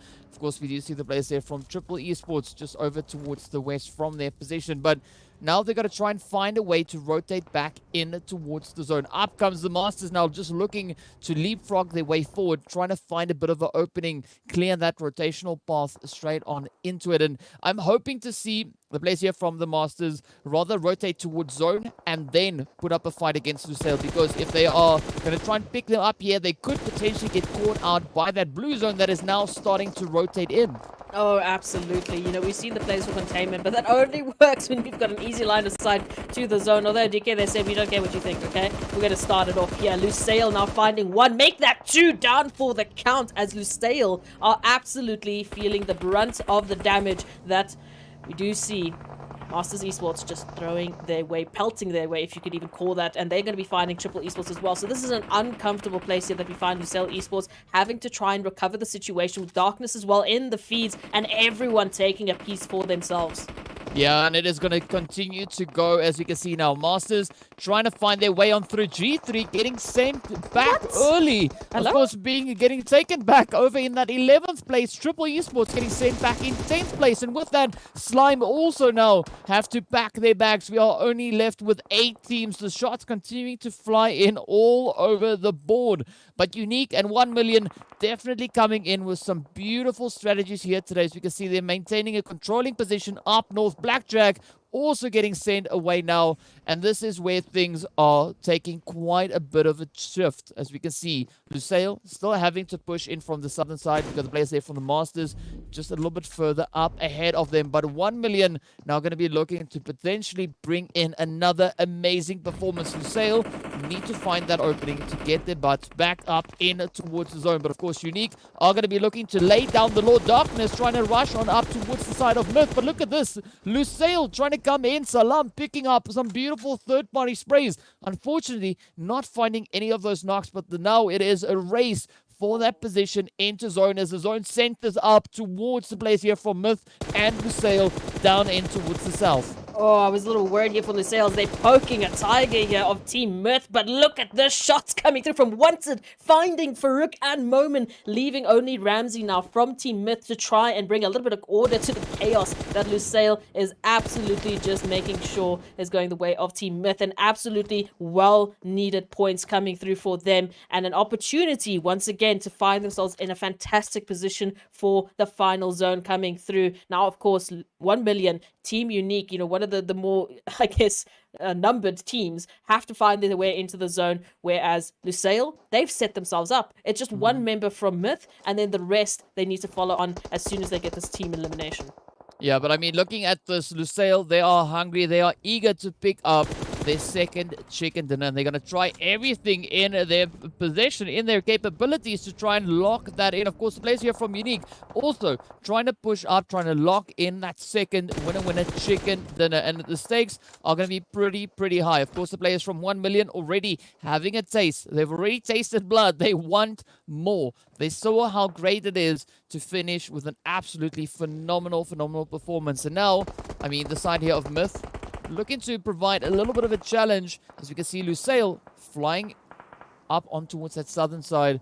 Of course, the players coming in from the side here of 1 Million, now having to try and reposition up in towards the zone. Salam sending out those grenades, trying to stop those advances. But here we have that rush now, full sending up in. Ooh. Will they be able to pull it off, though? I mean, Eflex, not even waiting for the vehicle to come to a halt, just vaults himself right out the vehicle with that Wanted, gets straight off. Lusail already 2 players down. Now it is up to Boyka. Will he be able to hold his own? Will he be able to get up to his teammates? I really highly doubt that. But look at this now. Boyka trying to get a bit of a spray down through. Needs to be super careful because he is exposed. And with that, it comes through. Lusail having to now make their way back into the lobby. It is going to be the side of Unique up against 1 Million. And of course, Myth. But it, well, is 1 million looking absolutely fantastic once again in this match. Absolutely, and unfortunately they do find themselves with a solo, of course, being Ramsey in this final fight, but they can look for the third parties here because 1 million just spotting out Team Unique and saying, how do you do? Take a couple of bullets from my gun here, and let's see how this is going to end up. We've got 7 players alive in this one, and eFlex once again on an absolute tear of their own. 1 million picking up 9 eliminations, looking once again for another winner chicken dinner. That zone should be pulling through, and we should be seeing an absolutely crazy performance coming through here, potentially from either team. Though, look at that zone pool. 1 million esports have everything in their grasp for their second winner chicken dinner. Yeah, they are absolutely blessed with the zone once again. Now, all they need to do is hold the position and defend it. That's all they got to do, because the other players all have to come to them. Unique having to rotate in from that northwestern side. It is going to be a very exposed rotation for them. Ramsey also all the way down towards that more southern angle will have quite a bit of a challenge. Currently utilizing the ridge, but where this next phase is shifting is almost a flat piece of ground. But look at this. Dexter looking to move up. He needs to be careful though, because if Ramsey spots him, those shots are going to come nailing on through. Chills, of course, getting picked up. And we can see Scope and Phantom now just trying to assess the situation, trying to find a way of them finding their way back in towards the zone. But I'm liking this play coming through from Phantom, trying to sneak his way up, but Eve just going to be stopping him right there. He said, "Thou shalt not pass." But will he be able to confirm it up? Will they be able to get those final hits in? Of course, Phantom now trying to get up, trying to lay it down, but unfortunately he also gets traded off. Scope managing to pull the res off on towards Chills. But I'm liking the steady, confident approach coming in from the side of 1 million. Not quite sure what Unique was trying to do there. Absolutely devastating position, as we do see Chills now having that knock come in once again. Scope going to be trying to see if they can find that angle. The blue zone stepping up as well, adding to the damage. And with that, we're going to see Scope fall down. He goes. Yes, and now it is down to the players from Miss. So it is going to be Ramsey up against the 3 remaining players from the side here of 1 million. 1 million looking to get a back to begin in the first 2 matches of the day. Ramsey now trying to push up, trying to give it everything he's got. Will he be able to pull it off though? Dexter is going to try and stop him. He goes down. Come on, 1 hit, and there we have it. 1 million picking up their second chicken right here. Back-to-back performance. Absolutely insane stuff coming through. I mean, as we wanted them to step up, now they've gone over and above that, far beyond what we could have expected to see from them. Wow. No, that performance, as you can see, has left me speechless, because 1 million esports, there really wasn't a good option for them towards that end, where they had to make the rotation. That zone pulled away from them as far as it possibly could and favored all the rest of the teams. Maybe Team Unique, was on the same path, but then Team Unique has been so proactive recently. They had such fantastic angles. I really do think that, okay, 1 million esports, this is a difficult situation for them to apply, but the execution towards those top 4 spots, towards those last couple of moments coming through from 1 million esports, it was coordinated. We had eFlex just throwing through the nades. We also had a few of the other players flanking around and just coordinating and warding off Team Unique's angles that they could actually utilize. And then, of course, what could Ramsey do but sit and watch the onslaught that 1 million esports was just applying to Team Unique? There was no way he wanted to get involved in that. He didn't even want to be in that situation to begin with. But again, because of that pressure that 1 million was applying, there was no option for Team Unique. It was just a matter of time till that zone came through, and Unique was just like, thank you. Thank you very much for a second winner chicken dinner on the last day of Super Week, and talk about coming through at the last second. Yeah, talk about coming through with a clutch. I mean, that was an absolute clutch play coming through there from 1 million. Beautiful stuff. We love seeing it. But I got to agree with you. The players there from the side of Team Unique also showing some really good consistency. They finished quite strong coming in on that first match and replicating a lot of that coming into the second match. So I'm loving these changes, these evolutionary plays coming through from the teams. And, that leaves so much more to be seen coming through into our final 3 matches of the day. I mean, the first two off to an already very, very amazing start. But of course, we do know that we have those highlights also starting to make their way on up. So let's have a quick look of a few of those past amazing plays in this last match. Enjoy.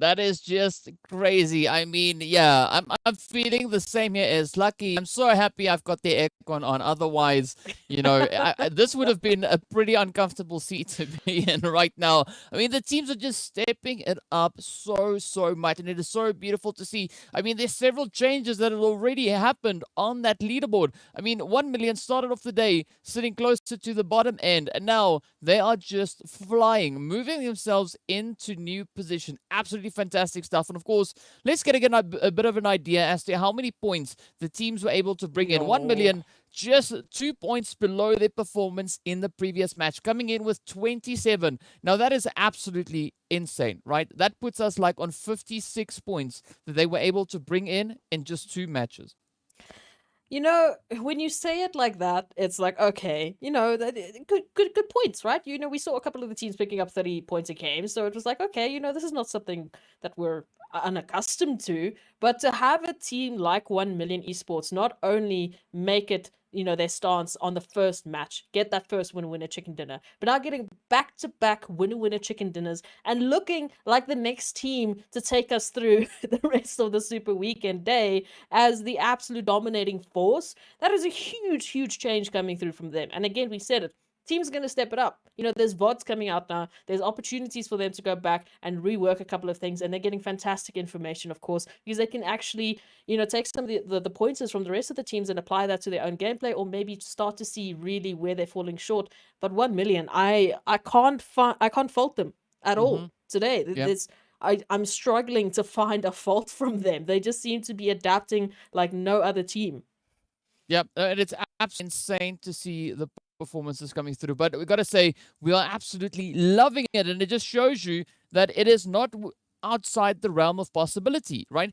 Any of the teams currently sitting on this leaderboard possess the abilities to bring in plays like this, right? So far, 1 million has done it back to back. Absolutely fantastic stuff. But of course, Team Myth also now trying to bounce back, right? They bring in those 18 points. We got Lusail also stepping up their performance, coming in with 16 points on board. Team Unique, again, showing the consistency, coming through with those points as well. So I'm loving what these teams are bringing to the table here today. I mean, Unique bringing in 17 points in the previous match, accompanying their 13 that they just got. That puts them on 30 points in just 2 games. So definitely a really strong effort coming in. Super Young Stars also was one of the other teams we were wanting to see just push the envelope even more so today. And they are definitely putting in the effort, bringing in those 8 points. Darkness right up there alongside them. Slime 4KT, again, 5 eliminations. Oh. They are starting to stack up those points. It is starting to build, and this is what we want. We want teams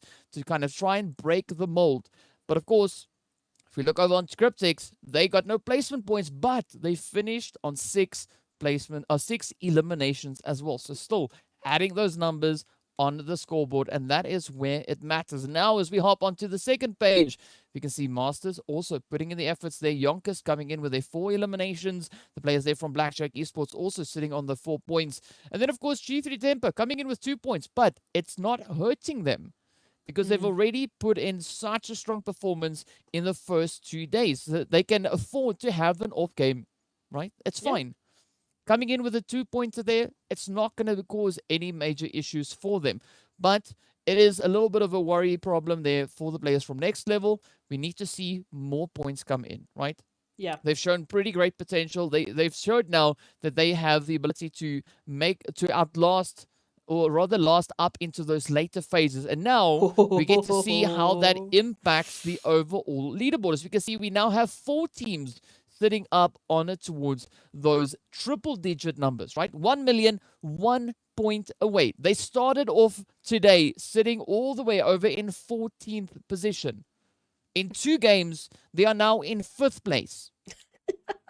You see the numbers. They're crazy when we look at it. I feel like I need to throw my stat book out the window because all of it has been lying to me today with the performance that 1 million esports is bringing through. And as you said, we've got 4 teams now on triple digits. We've got 1 million. They need 1 more point, which, I mean, they've got 3 matches to do so to also find themselves on triple digits. Lusail, 3 points away. Team Umbra, 5 points away. Masters Esports, 8 points away from this entire first page being on triple digit points.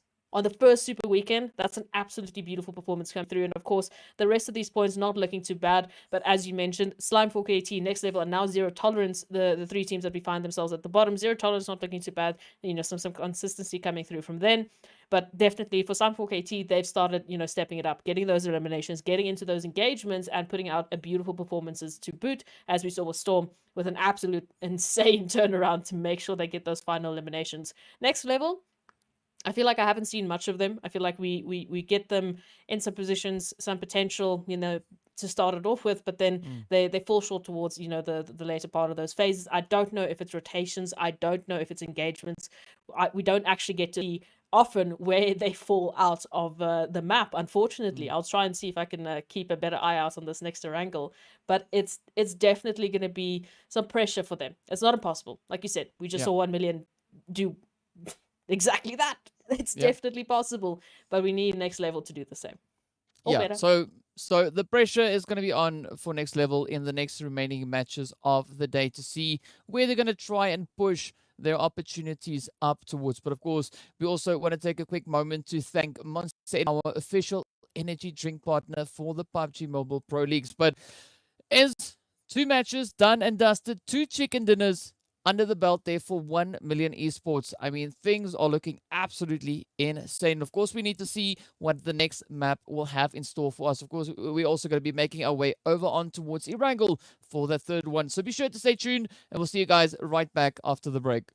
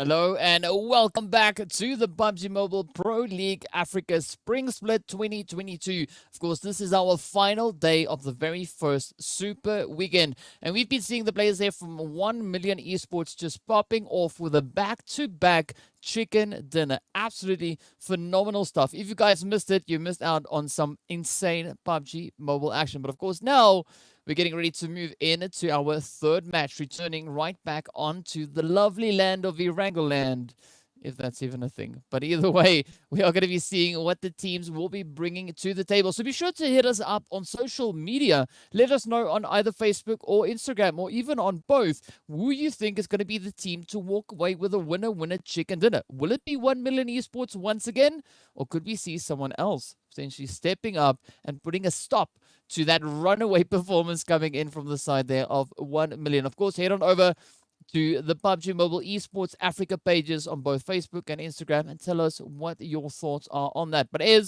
now we're getting ready to jump into the action. And so far, yesterday we said today is going to be a hot day, right? But boy, again, we were so wrong with that, because the teams took it like if hard is here, they're currently sitting right up here. It is absolutely insane to see.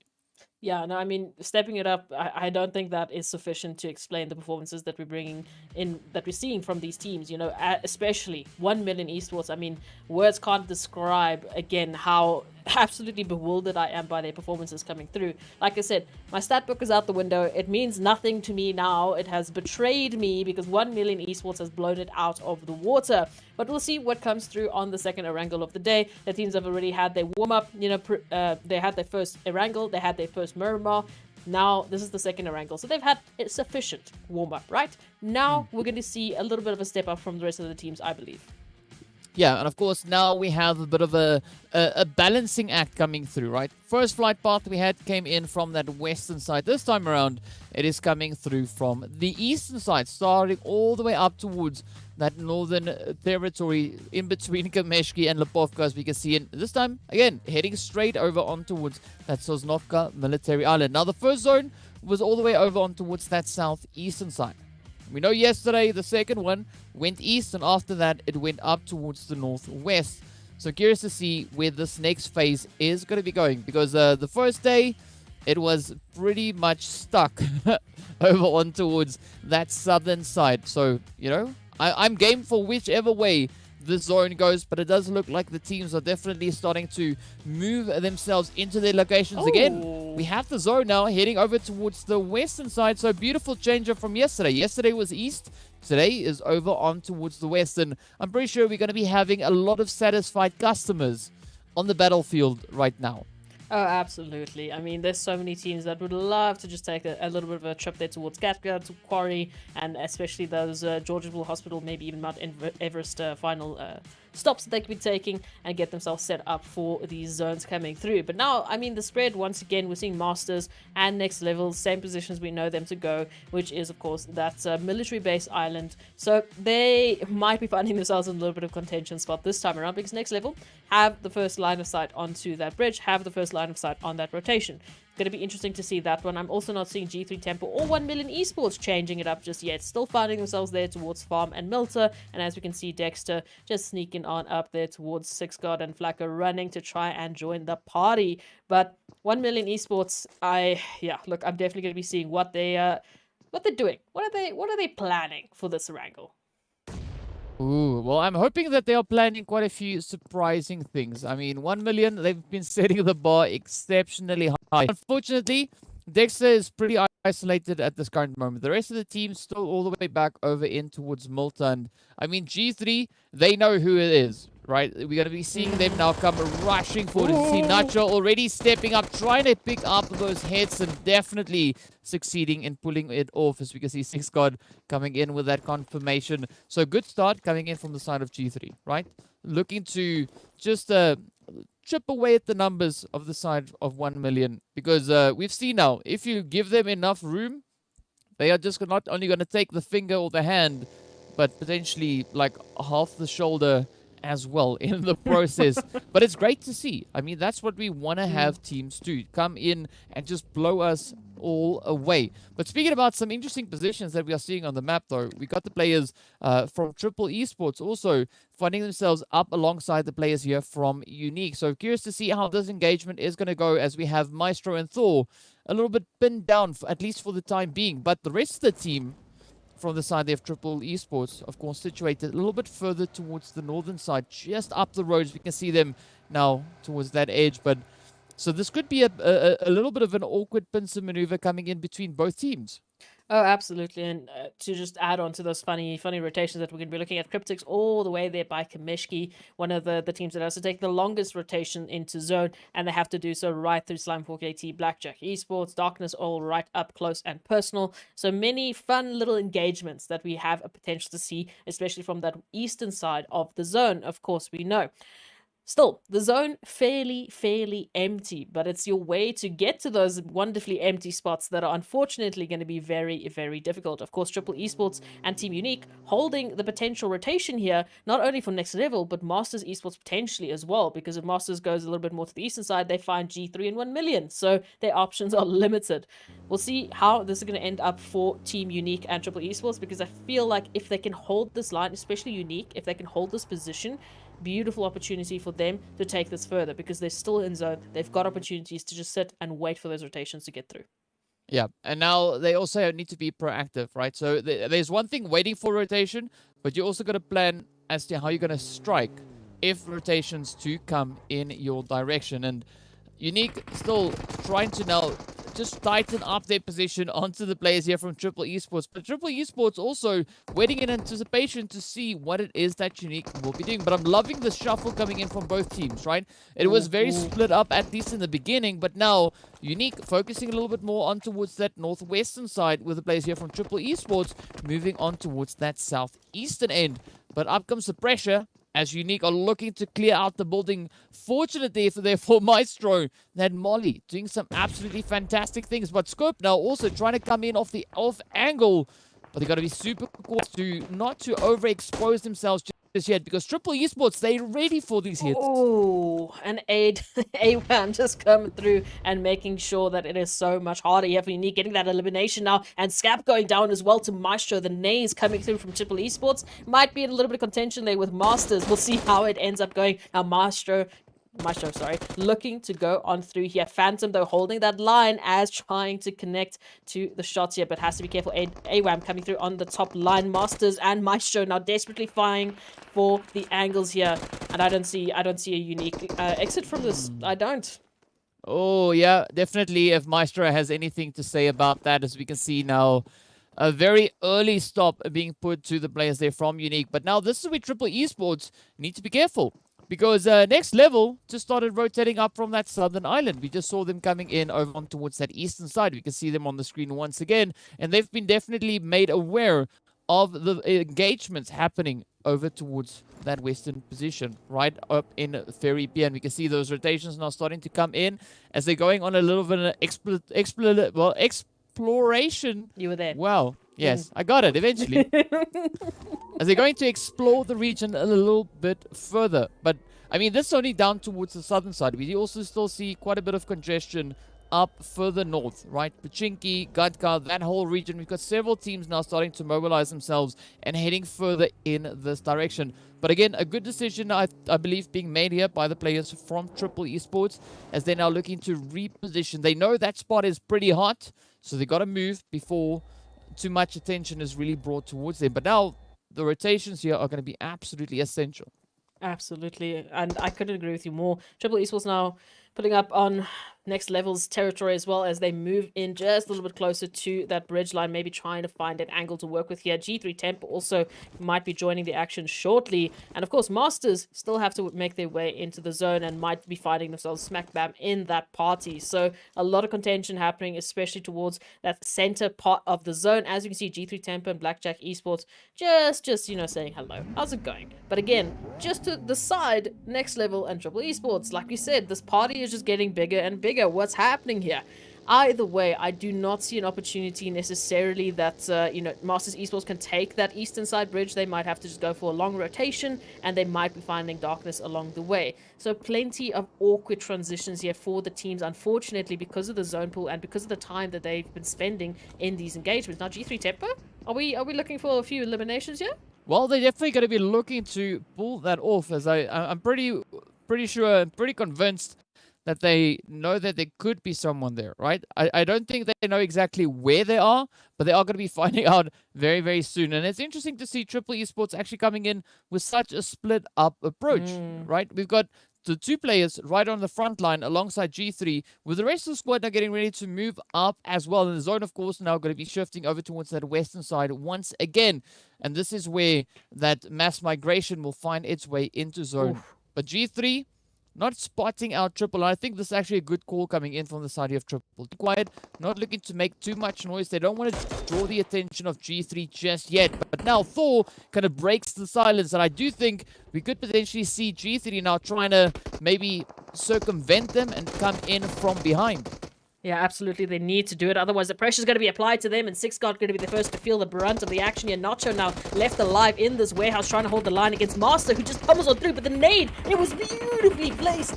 Nacho has an opportunity here to get a couple of shots there onto AWAM with the help of Waden. And now, all of a sudden, G3 Temper have found a line out of this. They have found a pathing to get themselves back into competitive, you know, nature here. With Thor and Maestro only left alive for Triple Esports. They picked up 2 eliminations. They have control of the warehouse. It's theirs. They want it. Yeah, and of course now it is going to be Maestro and Thor having to try and defend this beautiful off-angle play coming through, but Thor quickly getting dealt with there as Buren steps up, just lays down the law, and it now turns to Maestro to try and keep the hopes and dreams together, keep it all alive. G3, 2 knocks coming in, but they are not really being too phased by that. Maestro is, of course, trying to find a good approach, trying to capitalize on the surprise element, but G3 just having the numbers advantage. Buren and the rest of the squad now going to be trying to line up those angles. The first rush comes through. Maestro getting kind of like taunted into a play there. Nacho steps up the back end, and down they go. Triple Esports getting sent away, but a really good effort being put forth there by the side of Triple Esports. I love the bait and switch coming through from G3 Temper. It's exactly what they needed to do. All of a sudden, you know, they found themselves initially having the pressure only applied to Triple Esports, and then with that rotation coming through, they were cornered, they were sandwiched. It wasn't a dagger, but it was very, very close. But again, the bait and switch that they had happened, they had 2 players, you know, execute out, try and get those flanks, come back in to an absolutely dominating performance coming through from Nacho, and it's exactly what they needed to get that time to make the plays happen. And they're going to be just absolutely smiles on their face going through with 5 eliminations into the rest of this Erangel. Now, though, we turn our attention to a few of the other teams trying to find a little bit of space of their own to, you know, get some real estate, make it homely, you know, maybe hold in the zone and get ready for the rest of this Erangel. Yeah, but looking at the zone, there's definitely not going to be a lot of space to call home, at least for the time being, as the teams all decide to kind of converge onto the same points. I mean, even Darkness now moving up alongside the players here from G3, but Next Level moving in behind Darkness themselves. So it is going to be a third-party play on top of a third-party play. So the teams need to be super, super cautious as to how they take these plays. Even Center Zone, again, that Skittle packet coming out once more is because he's so many teams, so many colors currently sharing that region. But of course, Cryptics rolling in from up north, taking their cautious time. Not going to be looking to put themselves in any uncomfortable or, you know, challenging positions unnecessarily. But the pressure is going to start mounting as we can see coming in from the southern side of the zone itself, getting ready to shift up once again. And I've got a tingling that it could potentially be just centering. And, oh, yep, there it goes. Moving in, and it is now going to be absolute chaos. But Quarry is going to be another hotspot for teams to try and move into. Definitely, it's not currently, you know, under constraint. No one owns that spot, you know, even coming through from Ferry Pier. There's a lot of space to work with, but again, still all of the teams clustered towards that eastern side because of the rotation we saw coming through. Blackjack, oh, falling out of cars here. We'll be able to hopefully get that res coming through. And now Cryptics, I mean, they found themselves holding the entirety of Everest, now having to move back in and potentially take a long rotation there into Quarry because, oh, it's just chaos. It is so uncomfortable for these teams to try and find a little bit of a space of their own, as we said. because everyone just seems to be having, you know, the same brain cells here. We're choosing the same spots. We want the same spots for some reason. Even Zero Tolerance and YONKOUS. And now, of course, we see Masters and Blackjack Esports who need to get a little bit of that contention. Oh, 4KT and 1 million right next to each other. Yeah, and again, you know, talking about teams sharing the same positions, they all, you know, they say great minds think alike, and that is what we are seeing on the screen. But of course, the teams now quickly looking to reposition. 1 million disengaging from that initial approach, rather deciding to rotate further down towards inside. But again, not a lot of options really for them to move up into, because if they move to these compounds just up ahead, they could be bumping right into the team from G3, with the next level teams still holding all the way down on towards that southern side. But a very cautious approach coming in here from 1 million, as they are only rocking 3 players this time around. But it's still going to be a very hairy fight, whichever way you skin it. And I mean, we see the players there from the Super Young Stars as well as Darkness now repositioning themselves to mid-zone, right there on that western side, or eastern side rather, of Quarry. So again, some really good compounds on that region, but it all comes down to those defensive plays and how they can utilize those positions. I like the change-up coming through from these teams, really just finding, you know, the gaps that were left by the rest of the teams with those initial drops. And 1 million just spotting out Lelouch. They're trying to make their rotation in, of course. Not looking to grow for Blackjack, as they want to desperately find a spot, but Lelouch now has to give it up because eFlex just finding points after points of precision and potentially putting Blackjack now onto a duo. We'll see how these shots come through, but it's pain. It's so pain.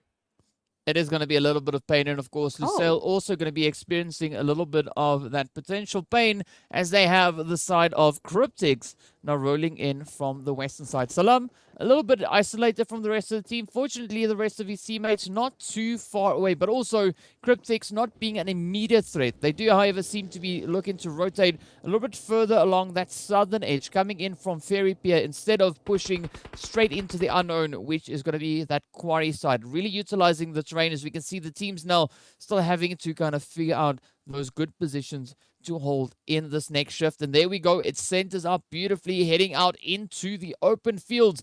And this is where Super Young Stars and the players from Darkness now find themselves in a position where they can really leverage the angle they have onto the rest of the zone. Even next level, they just need to push on a little bit more north, and then they've got themselves a nice open gap. But again, open gaps doesn't mean good cover, unfortunately, for that final zone. Finding ourselves there towards the fields, it's going to be a little bit of a fun time there to try and find some good cover. So cars are going to be a necessity here for just some space to work with. And of course, Super Young Stars, Team Myth, hello, how you doing? Farouk and Broly now finding that one elimination there and looking to get the rest onto Cronboy would be a fantastic start for them. Yeah, it could be a fantastic start. And of course, what's not going to be a fantastic start is Blackjack getting sent back to the lobby very, very early on, being sent back in that 14th position. But Myth, Super Young Stars are going to be trying to potentially duke it out right here on the edge of that Quarry position. I mean, it's not a really Quarry. It's a little bit further to the eastern side, but still, Quarry not too far away. Lusail also now still having to commit to that rotation, getting further up into Zone Vortex, and the rest of the players here from Zero Tolerance also now coming in with that more southern next level position just up ahead. So definitely we're going to have to see that caution coming through from the side of Zero Tolerance. I'm loving this awareness coming through from Vortex. They spotted something out of place, pulled up the handbrake and said, you know, hang on. Let's first have a look before we just rush up blindly into this. Oh, absolutely. Just keeping your head on an absolute swivel. And this is what's been important for many of these teams, is these rotations.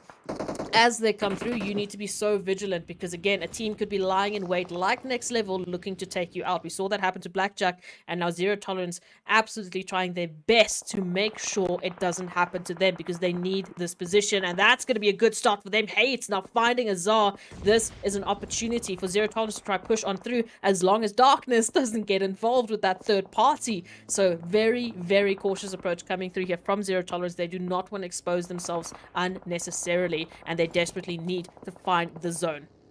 But Darkness not being the only threat. 1 million starting to push up from the eastern side once again. They can hear the engagements going off. Meanwhile, Zero Tolerance and the players here from Next Level, they will have to try and conclude this fight as fast as they possibly can. But Zero Tolerance taking a few hits coming in from the off angle as we see Darkness Tornado now just zapping on through, finding some beautiful angles. Skydo and Lord now having to try and figure out how are they going to make their way out of this. They are super exposed in this current position. Of course, Lord trying to lay down the smokes, so he has a bit of an option there to try and just move away. But 1 million now moving in on the opposite end, really pincering down on towards Next Zero Tolerance. Ooh, and Darkness getting involved with Zero Tolerance as well. So Zero Tolerance, I mean, as close as you get to a Dagwood here, DK. We finally found it, and unfortunately it's a Zero Tolerance Dagwood, which is not what they would have wanted. Skydo and Lord now, the last remaining hopefuls here for Zero Tolerance. They might be awarded a little bit of space, depending on how that zone shift is going to come through, but still heavy engagement from Next Level into taking them out. And Next Level in the same sort of situation. If they make one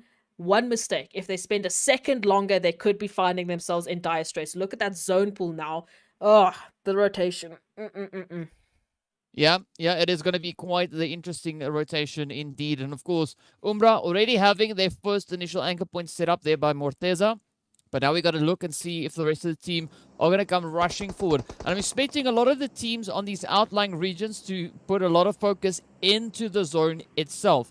We do see the players from Cryptics. They've already made their way into the center of the previous phase. This time they find themselves over onto the western side. So they are going to be quite a challenging force to go up against, trying to push into this next phase. And we do see the players from Myth already trying to make a push. Zero Tolerance now also trying to assess the situation here, but they have to move. Blue Zone is not going to sit around and wait for them. But Skydo, of course, is not going to settle for it just yet, tries to pick up a few more of those hits.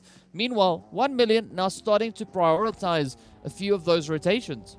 As they should, because it's going to be a awkward pathing to try and get into safety without getting a couple of bullets flung your way. As we know, very open rotation for them, not a lot of cover to work with. Unfortunately, you're out of trees, you're out of the forest, and you're out in the open. Look at this, Team Umbra and YONKOUS being the prime example of that. PRZ and Morteza now down and out for the count, as of course we see Havlik coming through to get those confirmations. Shadow is desperately trying to get in the action as soon as he possibly can, try and save the teammates. Here come the cavalry, but is it going to be enough? Of course, Havlik just dodging and weaving, trying to find a space between Wasted and Shadowin, but it might not be enough. The angles are running out, and all of a sudden Havlik's HP is also out. So that does mean, unfortunately, YONKOUS find themselves with a solo into this potentially very, very dangerous. Never mind, I didn't say it. I did. That is just pure chaos, and so unfortunate to see for the players there coming in from the side of YONKOUS. But now, Myth looking to establish some dominance coming in from the northern side. They have Umbra up ahead, but Cryptics positioned, as we can see, over on towards that western side, are going to be putting up quite a bit of a fight as well. And when they establish a good position in zone, they can be absolutely devastating. 1 million also now getting sent back at the hand there of the players from the super young stars, as well as the beautiful assist coming in from the side there of Lusail. But Lusail also facing quite a bit of a challenge, slightly pinned down on towards that southern side. But now Myth, it seems a little bit open. Zone, of course, is going to start shrinking in once again. We've got that blue zone on the approach. It is going to pop. So you can see the spread coming through the zone, looking pretty challenging. Slime 4KT coming in from the north. Up comes a beautiful knock now on towards Storm. Out in the open. You don't want to be there. You want to be in hiding, as we can see the rest of the teams. Everyone now getting down in the grass, looking to just try and ride the storm as long as they possibly can. But with that, of course, Darkness gets sent back as Cryptics come rushing straight up towards them. And up in zone, we've got Umbra and Slime 4KT looking to hold on to their positions. And of course, Cryptics has been picking up eliminations after eliminations, similar to what we can see with G3 Temper now confirming Masters Esports out, and for the count they go. But a beautiful position for them. They just need to be careful with those third parties coming through, and Zero Super Young Stars actually being the team to potentially gatekeep them out of the zone for a direct path coming through here. Slime 4KT also still in this one with those 3 players left alive. There are so many nades coming through for this one. Oh no, the buggies. Up comes the rush. G3 getting ready to move in. showing us what they've got. Of course, a beautiful spray down coming straight up on towards 6 God as he gets knocked and picked up almost instantly. G3 now down to 3. Of course, the players there from Slime 4KT still sitting on their 3 players. Plaza, the only one positioned in the zone. Aimer and of course Pronto just trying to inch their way on through. But see Umbra also starting to go to town, leveraging their position over on towards that western side. But this is where the hits will come in now, as we can see Myth now facing quite a bit of a challenge. G3 reaching all the way across that zone. But they have Cryptics right up alongside them. So I'm not quite sure for how much longer Myth is going to be able to survive in the zone. Slime 4KT putting up an absolutely phenomenal play here, defending their position. We did see the players there from Lusail also now getting sent back into the lobby. But look at the feed. It is starting to light up. Slime 4KT coming in with a second breath. Really now trying to step up, trying to close it out, applying the pressure onto the side of G3. G3 Temper now not in a fantastic position, as we can see with Flacco just barely getting that med kit off and still into this one. Now trying to inch their way forward, but they need to be careful. Here come the third parties here from Super Young Stars, as well as an opportunity for Slime 4KT to push on through and get this team elimination. There we can go. Nasho getting the first one to get taken down, and now Flacco just in dire straits. The connection could be there, and the Galat is going to make it through. G3 Temper out for the count. We're down to 4 teams remaining, and Cryptics, hello, have been picking up points left, right, and center, DK. They've been on an absolute tear coming through from that northern side. Yeah, but I mean, look at Slime. They're looking so, but it is looking quite challenging for the side of Cryptics. Lazy Boy, super low on the health, trying to send those nades over, trying to pick up Umbra, and of course, success. As Lazy Boy just finds pinpoint accuracy with that. But now, it is up to Cryptics, Slime 4KT, and the Super Young Stars to duke it out for this final winner chicken dinner. Plaza, trying to line up those shots, spotted some movement in the grass, knows that it is a team that they have to try and deal with. But it is going to be a 2v2v3. Unless, of course, we can see that res coming through onto the side of Cryptics. But Slime 4KT, they in it. They could be walking away with a winner chicken dinner. All they got to do is keep the focus. That's all they have to bring in. Plaza now starting to just move that vehicle a little smidgen forward. They've been blessed with zone. Super Young Stars have to push towards them, but they got to be cautious. They have to keep an eye on the players there from Cryptics. You can see Plaza now doing, and they are well aware of the position of the 2 opposing teams. But Senke, he doesn't even need to be in zone. Just put him on a roof. He'll come and shoot down at everybody. But we saw this play coming through from the players of Cryptics on the opposite side of this field just a few Erangels ago. But Cronboy now getting picked up. And this is beautiful for Slime 4KT because it gives them an opportunity to reset, to regroup, and now think of a strategy as to how they're going to approach the push coming through from the side of Cryptics. The biggest contender right now is, of course, Cryptics, who are snaking their way through the grass, getting closer and closer to Slime 4KT. Cryptics now with a beautiful spread up position here. Senke with that sniper position, just absolutely raining down hellfire onto the resounding teams who are looking just as eagerly to try and get a winner chicken dinner. Of course, this is absolutely prime position here, both for Super Young Stars and 4KT in terms of the potential they can take to those rankings. They need it. Cryptics doesn't, but they would love to take it, of course. They've had a tough time, and they are looking to make a statement here, DK. They have got so many eliminations in their pockets, and they've got so many nades, apparently, as well. Well, at least for Slime 4KT, this ridge line is paying off quite favorably. But now they can't stay there too long. They have to try and reposition. Plaza, Pronto, they have to separate. They cannot be that close. Otherwise, it's going to be devastating. Shoot these nades from the side of Cryptics. Find their point. With that, Super Young Stars getting sent away. It is down to Cryptics, who are sitting on 14 eliminations, sneaking their way up to the players here from Slime 4KT. Aimer going to be on the front line, but we see that 2-1 split coming through from Cryptics. They should not get too distracted. Convoy is going to try and apply the pressure. But Plaza and Pronto, they need to keep the other angle covered. Here we go. Aimer sends out the molly. Is it going to find the point? It's getting super close. Oh, just narrowly misses it. But Pronto, I'm loving this approach. Moving out. Aimer is fine. That is collateral, at least for the time being.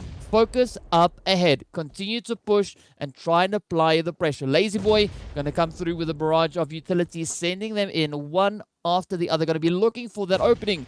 But Bronto now needs to keep his finger on that trigger. Oh, spot Senke, come on. Finds a few hits. Will he get it? Yes, picks up the one. Down goes Storm. Okay, come on. Bronto down, aim it down. Plaza, everything now riding on your shoulders here, my friend. Let's see whether or not it'll be his own. The grenades come in.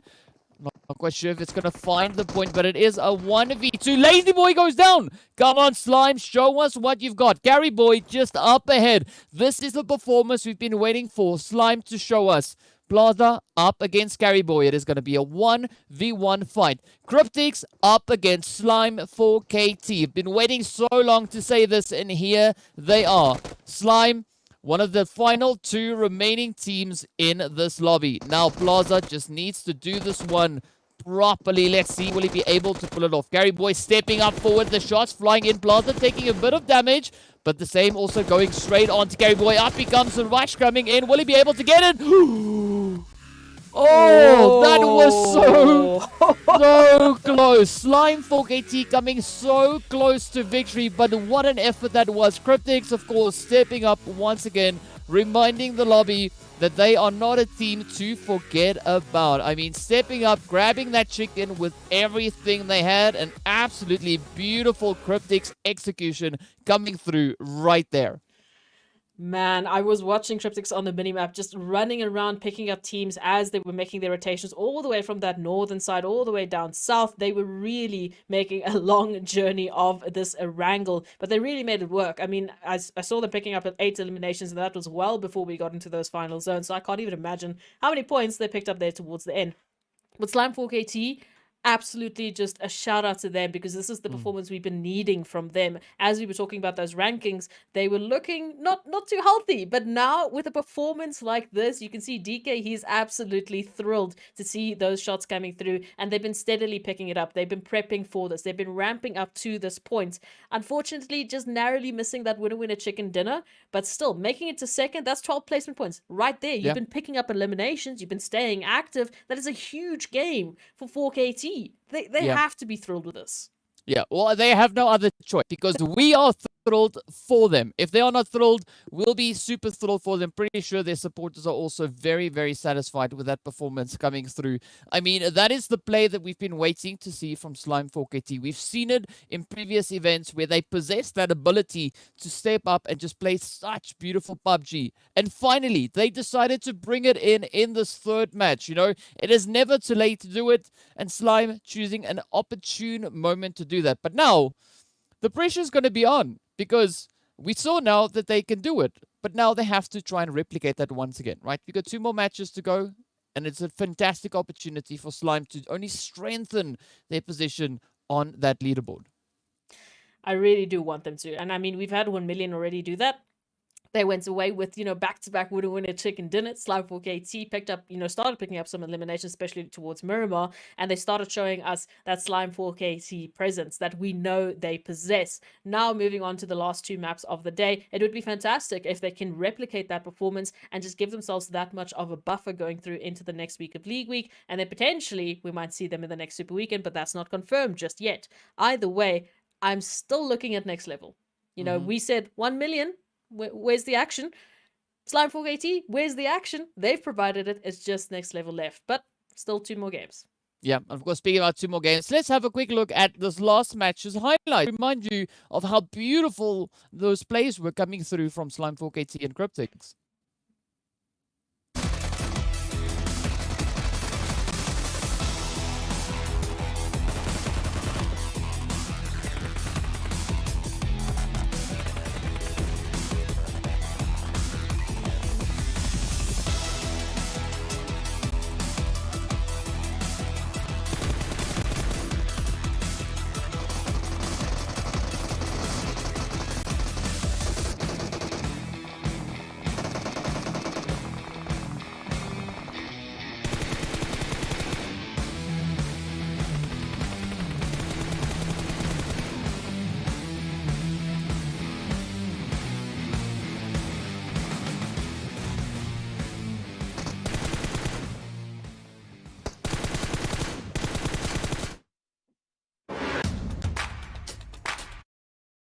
Ooh, it was so close. I mean, It was just a matter of moments, right? That's the only separating factor there. So I gotta give it to Slime 4KT. I mean, they held their own so well in these late few phases, just putting up such an absolutely fantastic performance. That's what we want to see. We want to see more of that coming through the rest of today's matches. But of course, let's have a look and see just how many points the teams were able to secure in this last match. Look, I do want to say, I feel like we've seen this Cryptics before. It was in the League Week, and in the League Week, Cryptics was corralling all of the teams into a very uncomfortable corner, and it looks like they've replicated that today. 32 total points with 17 eliminations on top of that. I thought they were still sitting at 8. Never mind, I can't count apparently, because they absolutely went on a tear towards those final zones and beautifully well-deserved chicken dinner. And as you said, it was very close though, because Slime 4KT, they were 20 points and 8 eliminations. Again, beautiful performance. Very keen to see if they can do it again going into the next match. Similarly, we've got G3 Temper picking up those 8 eliminations. Not the best placement points, but again, those eliminations making the work for them. And I do want to give a shout out again to Super Young Stars, who we've also seen a little bit close towards, that bottom side of the rankings. Of course, just consistency coming through now, picking up those 13 points. They're really helping their own, as well as Team Umbra with the double digits. Yeah, that's what we love to see. And of course, Myth, right? We saw them sitting quite comfortably on the leaderboard, and they are still consistently bringing in the points. And that, at the end of the day, is what matters. Consistency is key. Finishing with 4 placement points, 4 elimination points, putting them on a very comfortable 8. They, of course, came into this match sitting on 172 points, so things are looking pretty great for them. But now as we move on to that second page, this is where things are looking a little bit on the tougher side for the players there of Team Unique. But, of course, we know Team Unique already having a very strong, secure position on the leaderboard. Blackjack also sitting up very close to... they were at least sitting at the top of the second page coming into the match. So definitely not a worrying position to be in. A lot of things can still change on that. But let's see what changes have come through on the leaderboard as we now make our way up into the overall rankings to see where the teams currently find themselves with regards to those positions. As we said, Team Myth holding on to pole position, 180 points, but definitely a runaway performance with regards to placements. Look at that, 106. Absolutely insane. I mean, they're almost at 200. They are getting pretty close to that one is. But of course, Cryptics, G3 keeping up the pressure. Umbra right there behind them. Unique 1 million as well as Lusail. Also now all of these teams sitting up on towards that 100 points. Breaking up in towards the century. Masters Esports hot on their heels. Sitting on their 94. Keeping their 8th position. But then we get to that second page. Second page, it's where we want to see what these teams have been doing. We saw an absolutely phenomenal play coming through from the side of Slime 4KT, and it is reflecting on the points. They are now just 2 points behind Zero Tolerance. That is what we want. We want to see the teams making it so difficult, because coming into the match, they were several points behind, right? Oh, yeah. I mean, Zero Tolerance was sitting on 66. Slime was sitting on 48. But this is what we want to see. We want to see those jumps come in. And one more good game from Slime, that could see them moving up to either the top of the second page or potentially onto the lower end of that first page. Yeah, and it would be a fantastic performance for them coming through here in the first Super Weekend, because that just gives them a little bit of extra safety, a little bit of extra breathing room going into the next league week, which again, I think is what a lot of the teams are playing for. But of course, that winner chicken dinner, Cryptics making a little bit of a statement there, now picking up those extra $500, and they're going to be very happy with that. And again, we still have 2 more maps of the Super Weekend, and then it's just going to be absolute chaos going through into the next week. Yeah, it is going to be absolutely crazy. But speaking about crazy, we want to give an absolutely fantastic shout out to Nemo TV, the PUBG Mobile 2022 official streaming platform partner. Much love going out to them. But I got to say, much love also going out to the teams. Absolutely beautiful stuff. Slime 4KT starting to step up to the plate. And that is what we want. We want to see a continuation of that through the remaining games here today. But before we get to find that, we are going to be jumping into a quick break while we get our 4th match of the day ready. It is going to be a little bit of that Sanhok action, so stay tuned. We'll see you right back after the break.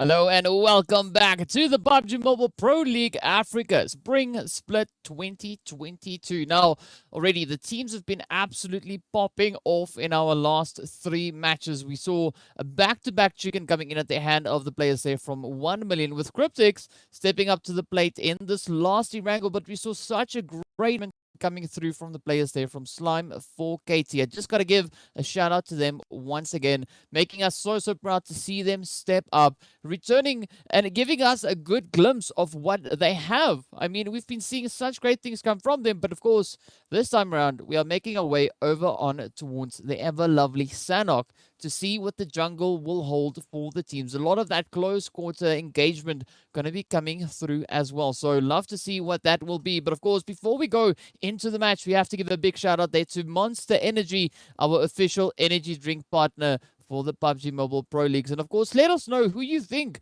is going to be the team to step up and take away yet another winner chicken dinner. Could it be one of the teams that have already had one, or could it be a new team? Of course, one of the teams we have sitting right up to the top there is going to be the players from the side of Umbra. Currently up in 4th position. They have not had a chicken dinner, but let us know your thoughts. Let us know on social media. Head over on towards Facebook and Instagram and hit us up on the PUBG Mobile Esports Africa pages as to who you think is going to be taking the winner chicken dinner right here over on Sanhok. Now, is flight path, as we know, Sanhok doesn't matter all too much. This first phase, that is where it's going to be, and we love to see what the teams will have to work with. Yeah, I mean, coming over to the 4x4 block radius, that is, of course, Sanhok.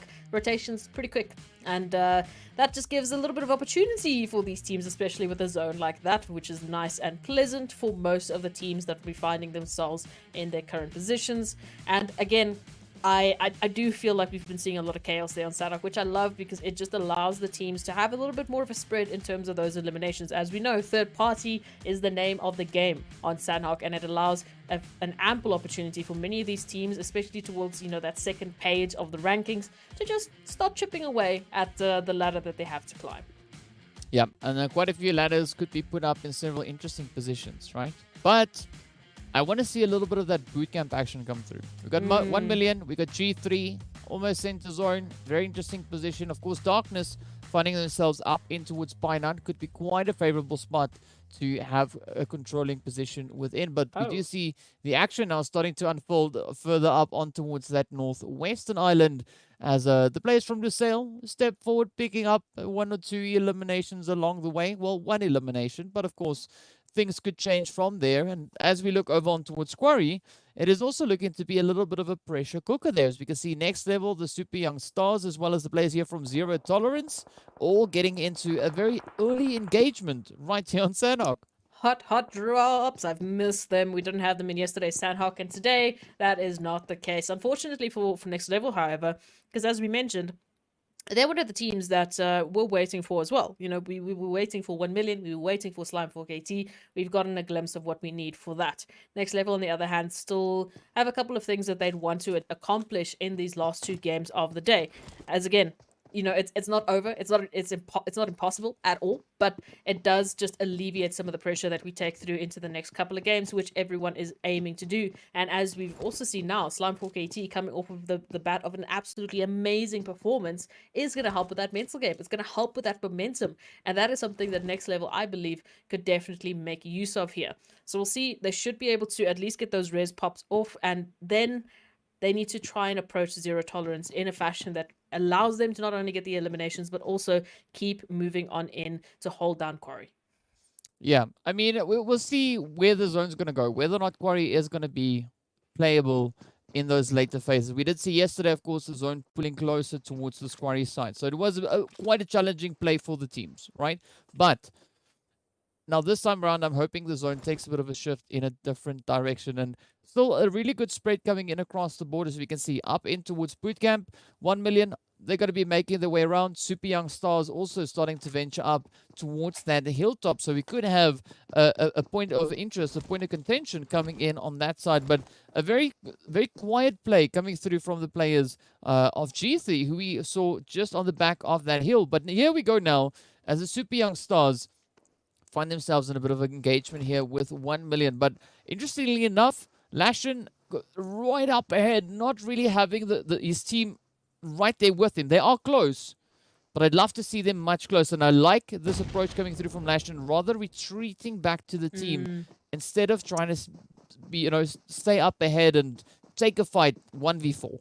Yeah, no, get the regroup going here and get a little bit of information now. They've poked, they've prodded, they've potentially gotten a little bit of a bite there on the end, but now they need to go fishing for those eliminations, and that starts with having a coordinated approach there towards 1 million, who we know has had a fantastic day, but next level. This is what I wanted to see, finding a confirmation immediately onto Lord. The approach that that I was talking about, this is exactly a good start to that. Now, zero tolerance, down to 3 members remaining, but look at the spread that they have going here. Yeah, I mean, you gotta play the positions, right? Next level, utilizing the high ground. Zero tolerance. There's nothing wrong with the split. We've seen a lot of teams have some beautiful success with splits come through, but it comes down to how you use those splits and whether you can leverage that in your favor. Zero tolerance is spread for me at this time a little bit too spread out. No, absolutely agree with you. And for next level, the health is not looking too great, so I think some looting needs to happen here. I don't know if there's just not enough medications or maybe some energy drinks to come through here, but they definitely aren't looking too good for wear. Skydo out in the open. Allah is going to be saying, hello, how do you do? Meet my UMP. It likes you very much, and it would like to like you a little bit more if you just want to peek around the corner there. But Gaddafi going down now to Vortex, who are trying to find an angle into this one. And here, you're talking about that split maneuver coming through from zero tolerance. Now, all of a sudden, it turns into a pincer, as long as Azar doesn't have anything to say about that, picking up hates.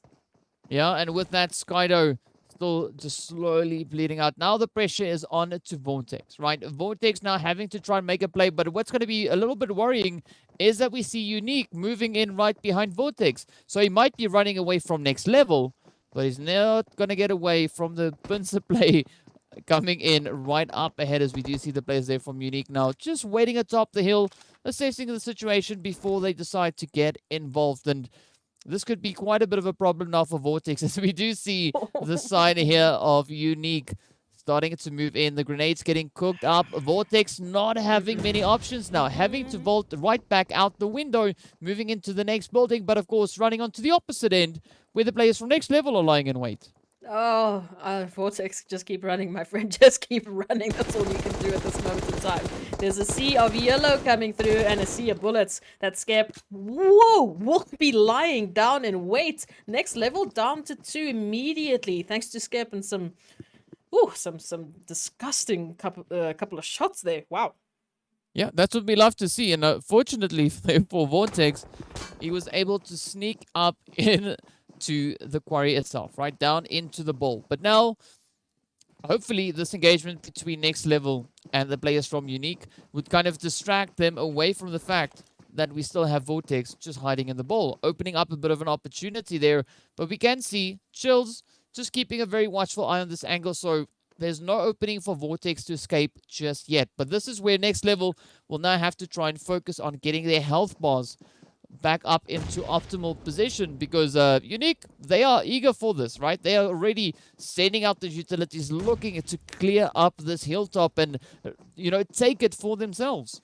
We know Unique has been a team that's been really proactive with their engagements as of late, especially as of today. We've seen them so active. We've seen them really dodge and weave right up into, the faces of their competitors, and they've been making it work so far. But look about third parties. Team Umbra now pulling up on to the action as it unfolds. And of course, why wouldn't you? It's Sanhok. Third partying is the name of the game. But now, Chills has a good opposition to potentially find PRZ, but the teamwork is absolutely beautiful from Umbra. And I don't know, Unique in a little bit of a position here.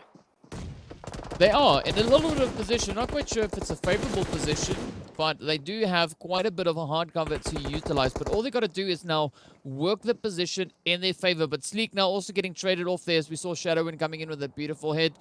this is the opportunity for Umbra now to come rushing on forward, and that is what we see. Wasted and SW1D3 taking this opportunity, looking to apply the pressure. And this is where we get to see what Unique is capable of, whether or not they can hold off these advances. Umbra are going to be trying to push them as hard as they possibly can. Phantom Chills, both getting picked on up, and now it turns to Scope. Scope, of course, getting spotted down as SW1D3 comes rushing straight on forward. One nade could be sufficient to end it right here for Unique, but Scope not going to be backing out of it just yet. Does try to send out a molly, not really finding the point just yet, but here we go.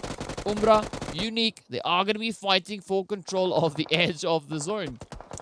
Oh, and now Skep in a little bit of a situation here. Slyke has managed to, get a little bit closer, but Umbra not letting up on the pressure. I don't know if they have an opportunity here to get the res off in time, because Umbra just lying in wait, waiting for an angle, waiting for an opportunity to just rush up onto those stairs and finally get that. Oh, the molly. The molly is it. That's going to be it. Unique out for the count in Sanhok. Unfortunately going out in 16th position. Zero tolerance. Vortex somehow using this to their advantage and getting out of that situation. Now they can rotate on out and be happy that they've managed to survive the onslaught that was Team Unique. Yeah, but of course now, speaking about onslaughts, we've got 1 million and Cryptics bumping into each other. Gary Boy already getting picked off, and now it is down to only Marshall for the side there of Cryptics. Look at this, 1 million looking like it's a Batman or Spider-Man movie or something we're looking at as they just fly all over the place, landing yet another devastating blow. But, I mean, it's a good play for 1 million. We've already seen a beautiful performance so far from them today in our first two matches. And now all they got to do is roll forward with the momentum. But, of course, Slime 4KT, want to see them step it up, want to see them push all the way through to the very end once again. It's all going to come down as to how they implement their strategies and just kind of try and keep the focus on that they were bringing in this last Erangel match. Yeah, look, 1 million esports, again, I really can't fault them. I feel like their performance that they've been putting on has been absolutely, champion worthy, and I want to see more from them coming through. But of course, so far, they really are making a play for an absolute dominating performance today. Maybe even catching up to Cryptics, as we do see Cryptics now unfortunately down to one member remaining alongside Zero Tolerance. The rest of the team still looking relatively healthy. I say that because we know Sanhok, just absolute chaos. So we'll see those numbers dropping like flies shortly.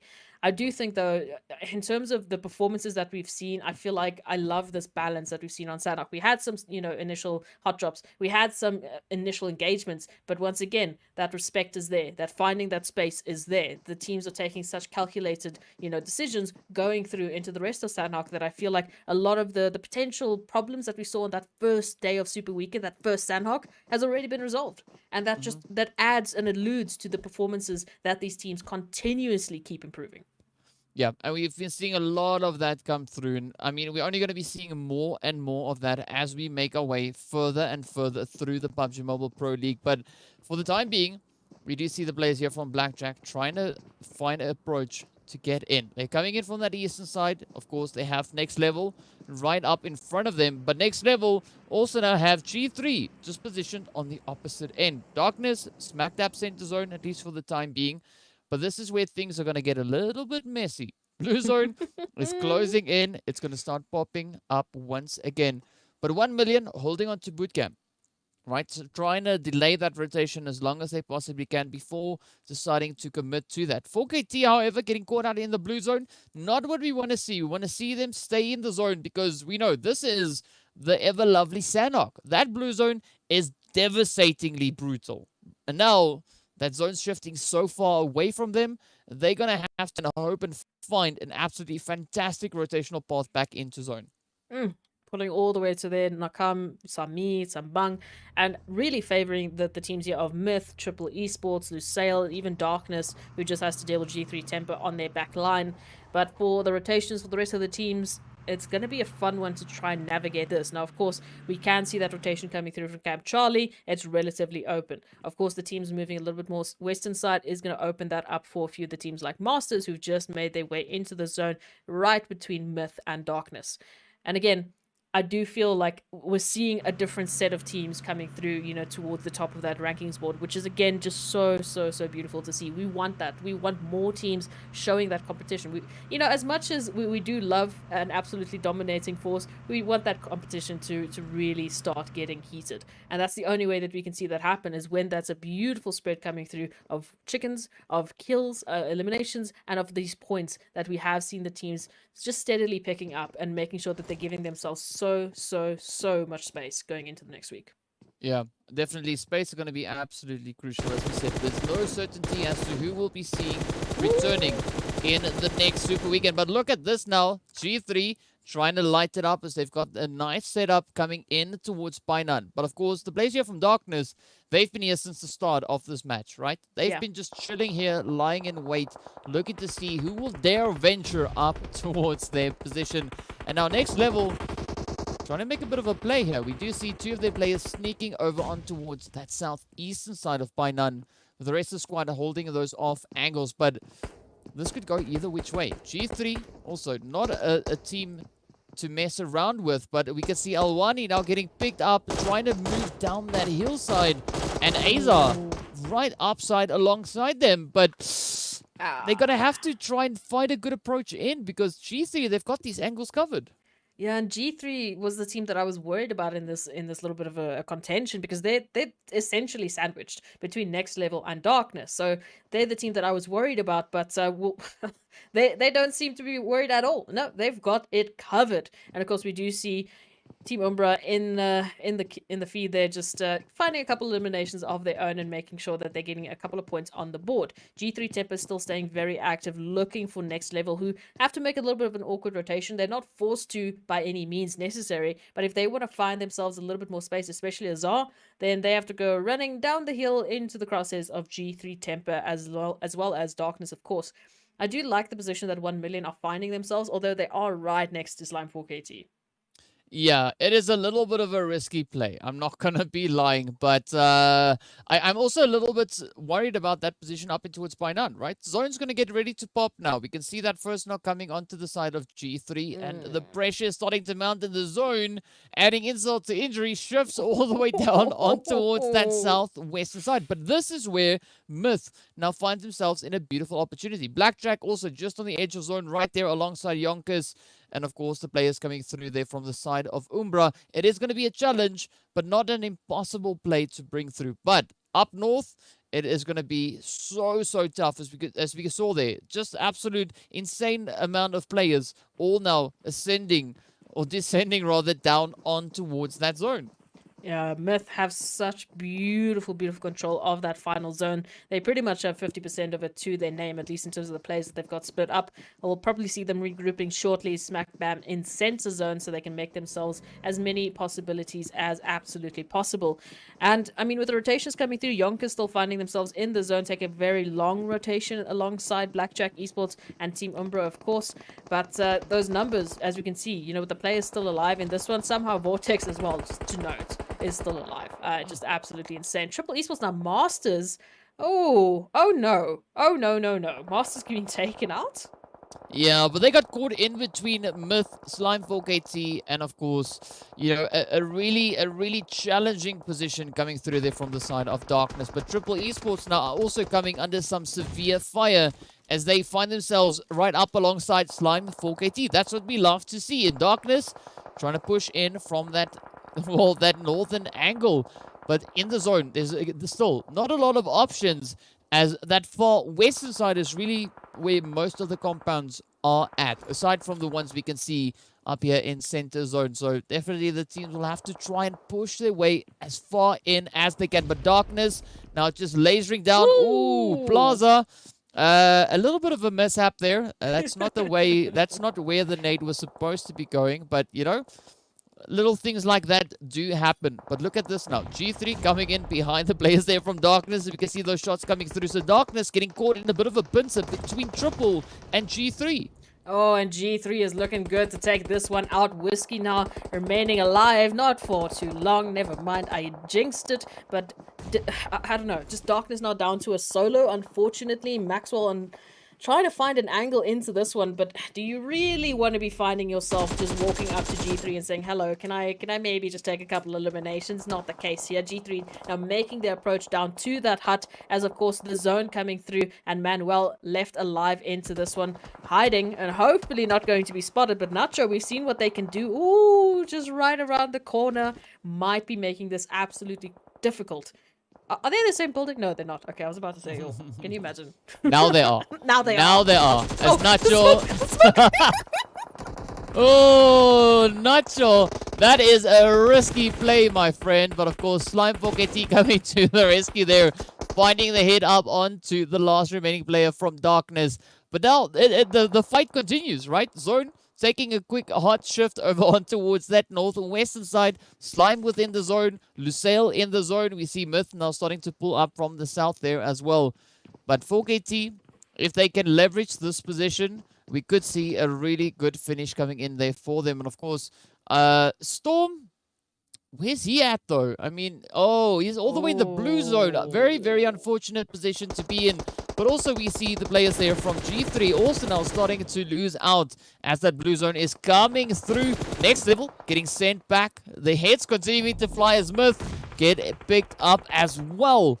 But this is, again, not a position we really are too accustomed to seeing these teams playing in. Umbra on the edge of blue, Blackjack in the blue zone, Myth also in and on the edge of that zone, like half in, half out. What is going on? YONKOUS as well in the blue zone, so far in the blue zone. I don't see how Lewis is going to come into this one, but Myth, as we were talking about them, now finding themselves up against Blackjack Esports, Farouk and Ramsey down and out for the count, and again in the blue, so I don't think we're going to be seeing those reses coming through. Just, oh, look at the chaos happening in zone. Now, of course, 4KT and Umbra, one of the teams closest to the zone, if you just discount Lusail, who just have full control, and they're just lying in wait saying, hey guys, what are you doing? We're waiting for you, come on. But now they need to finish this contention. They have a potential here to keep Umbra out of the zone and keep them out of Sanhok, which of course they'd love to do. Wasted and Shadowin, the last two here trying to fight for Umbra, but of course Myth just right behind them. Yeah, and of course now Slime 4KT also yeeting their way closer to that zone. But Umbra, I mean, this is like a serious game of cat and mouse coming through. Aimer, Plaza having to try and just make this play here. We did see an absolutely beautiful play coming through from Plaza over on Erangel. Will he be able to showcase that once again? Tries to send out the nade. Is he going to be able to find it? Oh, find some good amount of damage. Umbra super low on health now. Oh, but Plaza getting caught with his hand on the trigger there. Aimer, the last one up for Slime 4KT, sends out the nade, just trying to close it up with Lusail, just playing such a dominating position all the way from within that zone.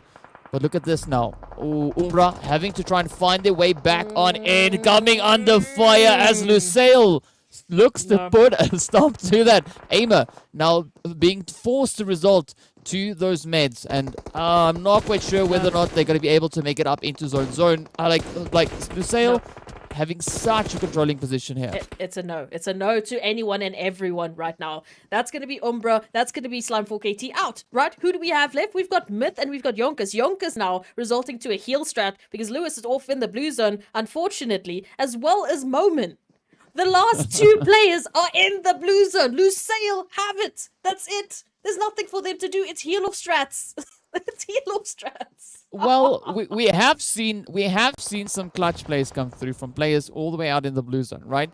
But I don't think it's gonna be very likely this time around. Myth, Momin maybe could still pick up one or two hits along the way, but it is gonna be, come on, a very, very challenging play. At least gets the knock onto Salam, but it's not gonna be enough. The players there from the side of Lusail step up with their winner chicken dinner locked in, signed, sealed, delivered. That's what we love to see, and absolutely fantastic stuff coming in there for the side of Lusail. That, of course, being their second chicken dinner right here in the Super Weekend. Hey, look, we were talking about Lusail coming into the Super Weekend, saying, look, they were one of the teams to really just put an emphasis on placement points and rotations. They were the first teams always to get into the zone, get into fantastic positions, and they'd really ride that train up the rankings. Now, I mean, just absolutely gifted to them on a silver platter. Not to take away from any of the work that Lusail did, however, because they were staying proactive, right? They were getting involved in those fights. They were getting involved, like we saw with Slime 4KT and Umbra. They were making it impossible for them to get anywhere. So when the blue zone came through, I mean, Lusail was just sitting back, taking, hey, you know, I like Sanhok. I think it's a beautiful, beautiful place to just sit and watch the chaos unfold. I mean, what more can we say? That was just so beautiful to see from Lusail, having their numbers pull all the way up in towards that last zone. And of course, you know, we do see those heal strats being applied quite a bit when it comes onto a map like Sanhok. And it's good to see that not being the first choice for a lot of the teams, it is a backup plan, right? And that is essentially what that kind of strategy is. So good to see the teams still keeping it as a backup plan and not making it their main priority, because ideally we'd like to see them try and make it all the way up in towards that zone, and that is definitely what a lot of these teams were attempting to do. But Lusail, they were just, you know, they planted their flag right there, and they were like, you know what, this is our zone. You're not going to make it into this. We will stop you before you even could get anywhere close to that. So big up going out to the players there from Lusail. Absolutely beautiful. Winner chicken dinner being brought in. And of course, nothing wrong with that, right? It's their second chicken dinner under their belt. And that's a good way to kind of go through the Super Weekend. You know, just raking in those chickens where the opportunities present themselves. And Lusail has been absolutely key in creating their own opportunities with those rotations that they've been making, the key choices and decisions that they've been applying, especially on a map like Sanhok, which we know is absolute chaos. We know third partying is the name of the game, and they fully understood that. They fully implemented that going into Sanhok, and it's exactly why we see them having such a beautiful performance. Now, I wasn't sure how many eliminations they picked up because we actually didn't focus on Lusail. They sort of just came on through like a very sneaky team and made sure that they were the ones to take that winner chicken dinner. But a beautiful performance. Yeah, and of course, speaking about how beautiful that is, let's hop into a few of the highlights from this past match. Enjoy.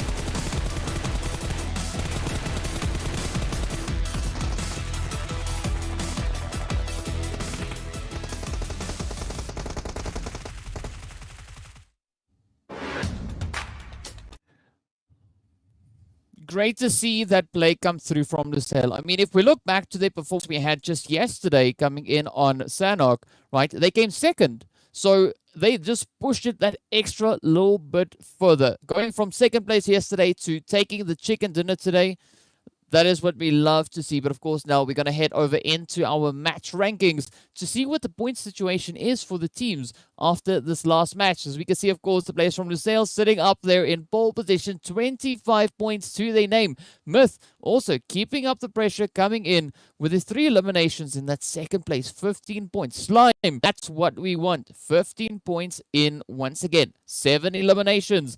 Umbra coming in there as well, also 7 eliminations under their belt. I'm loving the pushes, the constant pressure coming in from these teams. Yeah, and a big shout out to Myth and YONKOUS, who found themselves in a very unfortunate, situation with those rotations coming through. They unfortunately got left in the blue zone, and they managed to, I think there was like 7 or 8 teams left, and they managed to jump all the way from that into 2nd and 5th position respectively. So beautiful work coming through from them. But I mean, second page, right? So this is where we start to talk about it. Also, shout out to Next Level picking up 7 points. There's a little bit of something there. There's a little glimmer that we're seeing. What is the second page? Names and numbers. Yes, no, we love names and numbers, but what are the names showing us? It's showing us G3 Temper, it's showing us Cryptics, Blackjack Esports, Masters Esports, Team Unique on the second page. Unfortunately, not having great success there on Sanhok, which again, competition level, DK, it's ooh. Yeah. No, I mean, it's tough. Don't get me wrong. This is a really, really tough one. I mean, the lobby making it so challenging for each other. But of course, now there's a little bit of an interesting development we see coming in to our overall rankings as the teams are still raking in those points. But if we look at that pole position, Myth, Now, being only 5 points away from getting up into 200 points. I mean, again, their consistency with regards to placement is absolutely key for them. Look at that, 118 Oh. points. So that shows that they have been, they just found that thing that clicks for them, right? Because they keep on finishing with good placement points and they just rake it in. But of course, we do see Cryptics, G3, still pretty close contention there with each other. Lusail also looking to add a little bit of flavor into this. But of course, we've got Umbra hot on their heels, 1 million esports, Team Unique, Masters still getting pretty close to breaking it up into that century. Unfortunately, not accomplishing it off the back of this last match, but definitely still a really strong push coming in there from them. But as we look onto second page, this is where we see even more changes coming in. Oh, Slime 4KT, yes, moving up. They're all the way up into 13th place now. I love to see it, and we said it was one good game after their previous second position poll that we saw there on a Erangel.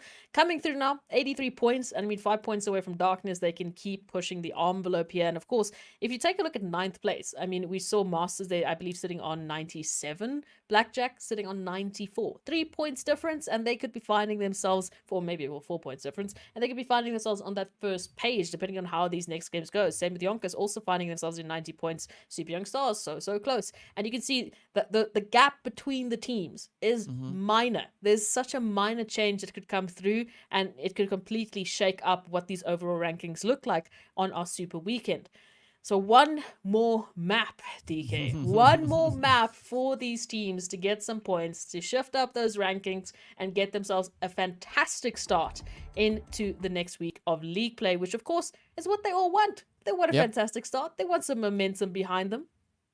Yeah, I mean, so what's going to be so essential is this final match is going to be that last attempt at teams to bring in the necessary points, looking to secure themselves very much so on the leaderboard. And we got so many teams to also breaking up into the hundreds, those triple digits. I mean, we saw now Masters 3 points away, Blackjack 6 points away, YONKOUS 9 points away. So things are getting so close. But even on that second page, I mean, if we look at the performance that Slime has been bringing in now, one good game from them once again, we could see them breaking it into the hundreds. And that is what we love. Teams continuously keeping each other on their toes. And it's going to be a beautiful play all the way across the board. But of course, speaking about beautiful plays, we have to also give a beautiful shout out there to Oppo. So with upgrade performance and upgraded fun, celebrate your winning spirit with a brand new Oppo Reno 6 series, the designated smartphones for PUBG Mobile, Middle East, and Africa Esports in 2022. And well, that is what S Proxy was busy pointing at towards. But yeah, absolutely fantastic things. Super excited to see what this final match is going to bring. And without much further ado, we are going to be taking a quick break. So be sure to stay tuned, and we'll see you guys right back afterwards.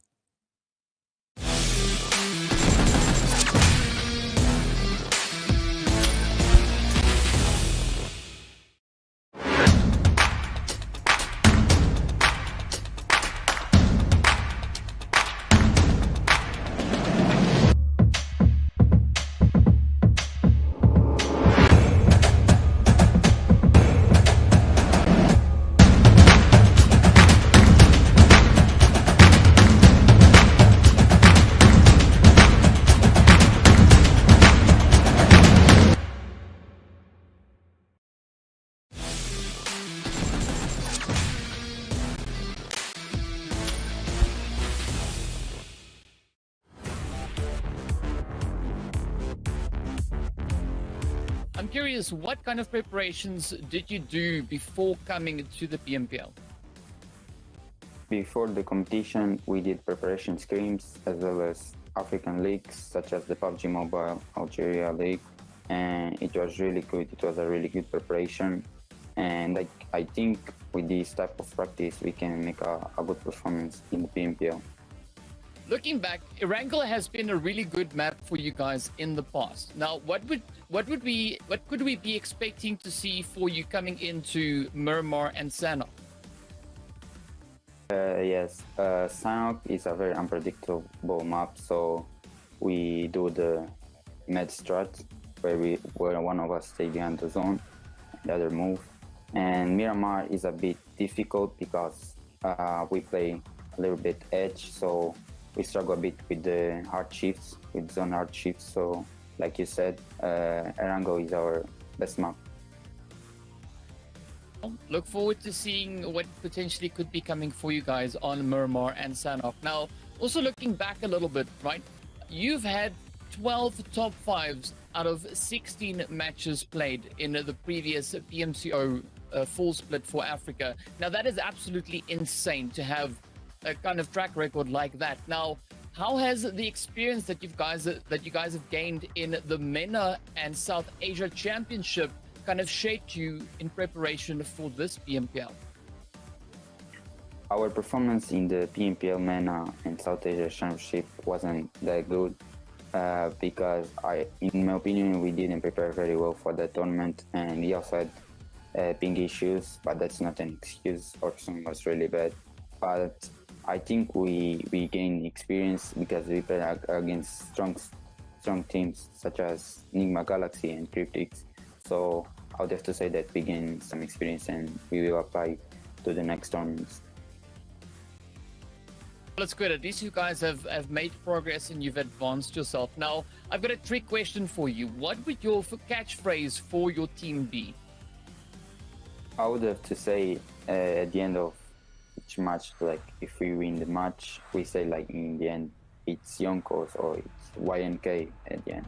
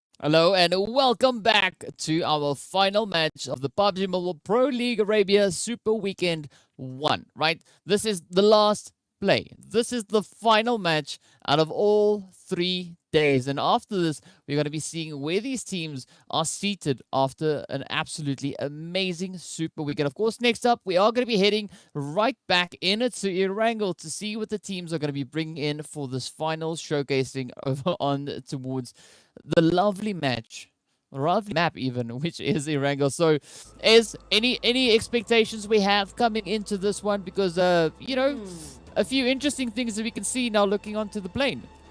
Yeah, look, that plane has just decided to take off the entire western part of Erangel and just be like, you know what, we don't give the western side enough love. We had one zone this way, let's see what else we can do. So I mean, Georgia Pool open, Gatka open, Hospital open, you know, all very, very close to one another, but we'll be interested to see how that zone is going to pull.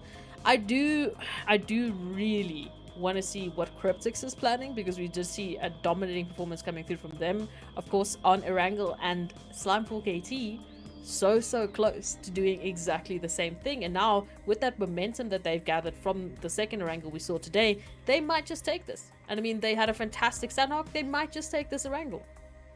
They very well could be taking exactly that. So you know, there's going to be a lot at stake here. The team's having to step it up and bring it in as far as they possibly can. But from what we've been seeing so far, the team's really showing some, you know, some strong ways of making their way on through. And I'm quite hopeful that we're going to be having a very, very entertaining play as far as we can go. But, you know, now it's up to the teams, right? They've got that zone all the way over towards the western side. And now they've got to bring it all together. Show us what it is that they're going to be bringing to the battlefield. As I mean, the entirety of the eastern side of the zone is completely open. Yeah, because what is this flight path and zone combination going through? Hello, Erangel? What are we doing here? But okay, so a little bit of love once again for the eastern side. You know, we started today with an eastern side Erangel zone. We're ending off the day with an eastern side Erangel zone. So, ooh, gonna be a fun one. I do like some of the positions we're seeing here. Once again, Masters, next level, no changes there. Oh, Broly? Morteza? Did you guys just like high five and leave each other away? What? Okay. No? Cool. I love that. Look, respect, okay? We're gonna let each other set up, and then we'll fight each other a little bit later. So, yeah, Masters, next level, no change whatsoever. They still find themselves there on towards that military base. Again, might take a little bit more of an eastern side approach this time around. Maybe an early rotation there towards Milta Power. The rest of the teams, I mean, I'm seeing G3 and Gatka, finally. Yep, they're definitely all the way over in towards Gatka because they had no other choice. The flight paths are looking so challenging. But the rest of the team's definitely starting to bring in those rotations, right? Next level, the players there for the Masters, nothing out of the ordinary. Hopping straight down in towards that Sosnovka Island. We see Masters looking to push all the way to that far off angle, all the way up in towards Novo. And then, of course, 1 million. Moving right back up in towards Malta, right? That is where they drop. That is their home ground. That is their spot.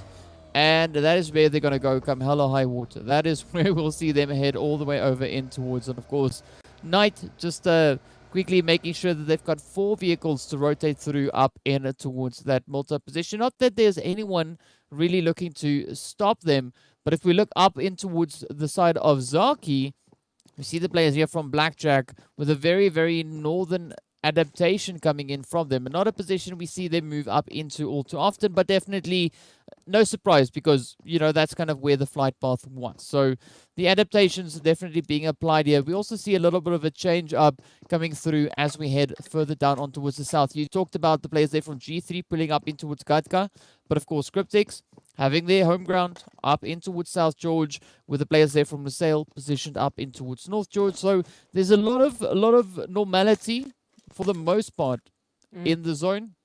But now we got to look and see how those teams that did not find themselves in their ideal positions are actually going to try and rotate up. But one thing that I'm noting is that Flacco... I was just about to say. Yeah, he's Hello? feeling a bit brave here. I mean, he went all the way up to the north by himself. Right next to Team Unique. I don't know. Look, yeah, we'll see. We'll see what they're gonna do there. Maybe maybe there was a little bit of a disconnect going through. I'm not too sure. We'll see if Flacco's going to come right back in and regroup with his team. I do like what 1 Million have done. Of course, they haven't really changed up their position, and because of that, they find themselves smack bam center zone. Whereas G3 Temper, this is the first time we've seen them on Erangel actually taking that Gutka route. You know, they're leaving alone farm. They're leaving 1 Million alone for the time being. So that is a prime opportunity here for 1 Million. Darkness now and Triple finding each other and saying, how is it going? You know, let's handshake. Maybe not. Let's just throw a couple of bullets at each other. But good start here for Triple. Might engage that a little bit further. You can see Moman very, very low. Master right up close and personal. Yeah, nothing wrong with being up close and personal. Of course, now Master trying to cook up the nade as he's prepping it up, trying to send it on through. But Triple Esports coming in with a almost unified approach onto the players here from the side of Darkness. But all they got to try now and do is push, apply the pressure, and clear it out. Because, I mean, both teams sitting on a full squad, but a beautiful spread coming in here. DMX getting traded off there as Whiskey sends out a nice chunk of grenades there. But look at this. Whiskey now picking up yet another knock. And with that, it is absolute brutality as Darkness starts to roll on in. And it is only one player now left for the side of Triple. But look at this. Whiskey just having a little bit of sip of... you know, those elimination points, just making sure everything's going to go nice, as Thor now needs to keep on rolling a little bit further away, looking for another potential spot to call home for the time being. Look, I guess if there's anyone that you do want as the last remaining hopeful, give it to Thor. They've had plenty of experience within the league week, within the super weekend, as the last remaining hopeful here for Triple Esports. So we'll see what they can do coming into this one. Now that zone shift pulling on through, you can see the rotations being made. I do not see Flacco moving. So I think we know what happened there. Either way, Blackjack Esports as well, moving on through right past Lusail. Cryptics haven't yet made the push through, and Super Young Stars coming through all the way from Primosk. So some fun rotations for some of the teams here, and it's now the point of, okay, where do we make that investment? Main Island or Military Island is the question here for Next Level and Masters Esports, which we can see, of course, they know. They've been doing the same pattern the whole day, even potentially the whole weekend. So meeting up at their favorite spot, at their favorite joint, you know, maybe sharing a drink and just trying to decide how they're going to take this rotation through.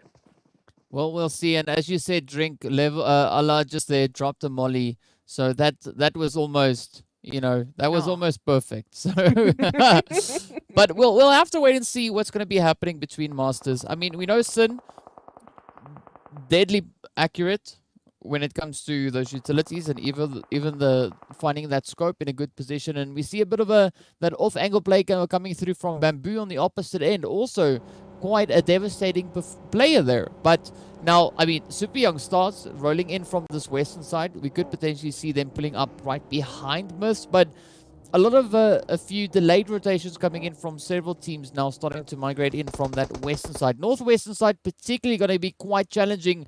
But of course now the players here from Cryptics, they're going to be stopping along the way, right? Trying to tap away at Lusail as all these teams are starting to make their way on in. Can't really fault Cryptics for just wanting to say hi to a few people. You know, that's kind of what they do. They just, you know, try to avoid those early engagements for as long as they can. They are, of course, a team that like to prioritize their rotations a little bit more. We don't really see them fighting in the early stages, really saving that for a little bit later on, unless, of course, they have no other option. But now, speaking about options, Myth are going to be pushing up right in alongside Nacho here. Nacho, I'm so sorry. You had the entirety of Myth just gunning for you, and they did exactly that. So G3 going to be down to 2 players remaining. I know it says 3, but Flacco is out in the blue zone all the way there towards shooting range. So 6 God, Baden, you're going to have to hold the line here for G3 Temper as they make the rotations in. And look at the rotation choices that these teams have to make, DK. Again, it's not too aggressive though, right? It's a nice, comfortable shift coming in. The teams can kind of just continue on those pathways that they were already on. But 2 teams that have to bring in a little bit of an alternation to that is going to be YONKOUS and Umbra. Both teams fighting for control of this compound here. We've seen several teams before fighting for control of this compound, and it is a compound worth holding. Looking at its position within the zone, so close to center zone, could really set up a team so beautifully for a potential move up the hill. But Lewis now holding that angle, trying to see if he can maybe bring in a little bit more of a Overwatch potential play from there. But this is where YONKOUS now are looking to just bombard Umbra with those utilities. You can see SW1D3 getting taken down, and now it is up to Wasted and PRZ to try and hold up this frontline play. A little bit of a close shave there that we saw coming through with those nades, but here come the onslaught from YONKOUS. They want the eliminations. They want this team. That is, of course, unfortunately, Team Umbra going out in 16th position with no eliminations to their name. So a bit of a bubble going through for them on the last map of Super Weekend. Either way, though, here comes Super Young Stars. They decided, you know what, we're going to get involved. You know, you took out Umbra. So let's see if you can take the same with us. Now, holding the line, holding control of the building, right up aside YONKOUS. And Nade's just narrowly missing their point. Yeah, but it is going to be another pressure situation as the Super Young Stars also going to be looking to roll on through. Both these teams, of course, side by side currently on the leaderboard. Only 3 points separating these two teams. And so far, Super Young Stars not having any confirmations locked in just yet. But of course, Team Mist now getting sent back into the lobby. It does seem like they are getting sent back with 3. So 2 points away from breaking into that 200. So close. But now, YONKOUS already 4 eliminations under their belt, right? They're going to be looking to be picking up 4 more. That is, of course, if the Super Young Stars are going to be allowing that. I don't know if they're going to be allowing anything right now. As we know, they've been under a little bit of pressure in these last few days to get up some points. So if they have any opportunity, of course, they're going to take it by the horns. Now, GG next, prepping a potential huge nade if they can find the angle there onto Kronby and Lashin, but instead holding that trigger could be a potential beautiful flanking position for them for the rotations coming through. And Kronby up close, it burns, fire is at your feet, and NNN7 is going to say it's fine, have a nade to boot. Now YONKOUS holding the line, still very wary there of that wizard tower, because of course T'Challa is sitting lying in wait trying to get involved here. Now confirmations coming through, Super Young Stars have pulled up towards the building trying to find an angle into the entryways, but they are getting bombarded with the angles that YONKOUS are holding. They've got a beautiful line of sight, they've got beautiful crossfires, but Lashin has got some beautiful aim to hit on right back. Yeah, and this is now going to be absolutely crucial for Super Young Stars if they're looking to leapfrog up ahead of YONKOUS. But Charlotte are trying to rush on in. Where am I going? The players here from YONKOUS looking to pick up those hits. Up they come Lashin, trying to find that angle in 7. Just patiently waiting, and right there at the door, Chala, of course, getting traded off. Darko, the next one to step on up. Will the hits come through? It is going to be a very risky jump coming in there, but Lashin holding up the defenses right on that balcony, and beautiful angle right down on towards the players there from YONKOUS. But Cryptics also still on in, so they better be super careful. But this is now a great opportunity for the Super Young Stars to get that opportunity to quickly reset. YONKOUS trying to get those heals in. Darko goes down. It is up to Lashin. It comes rushing down the staircase. Will we see that push now come in? It is looking a little bit open, but up comes the spray. Lashin just going to town, and it is going to be Lazy Boy now sneaking in from behind as YONKOUS gets sent away. Super Young Stars not out of the pressure just yet. Cryptics coming in for a little bit of that third-party action. Lashin holding on super strong, finds the first knock. Gary Boy getting traded off, but unfortunately Lashin will not survive to tell the tale.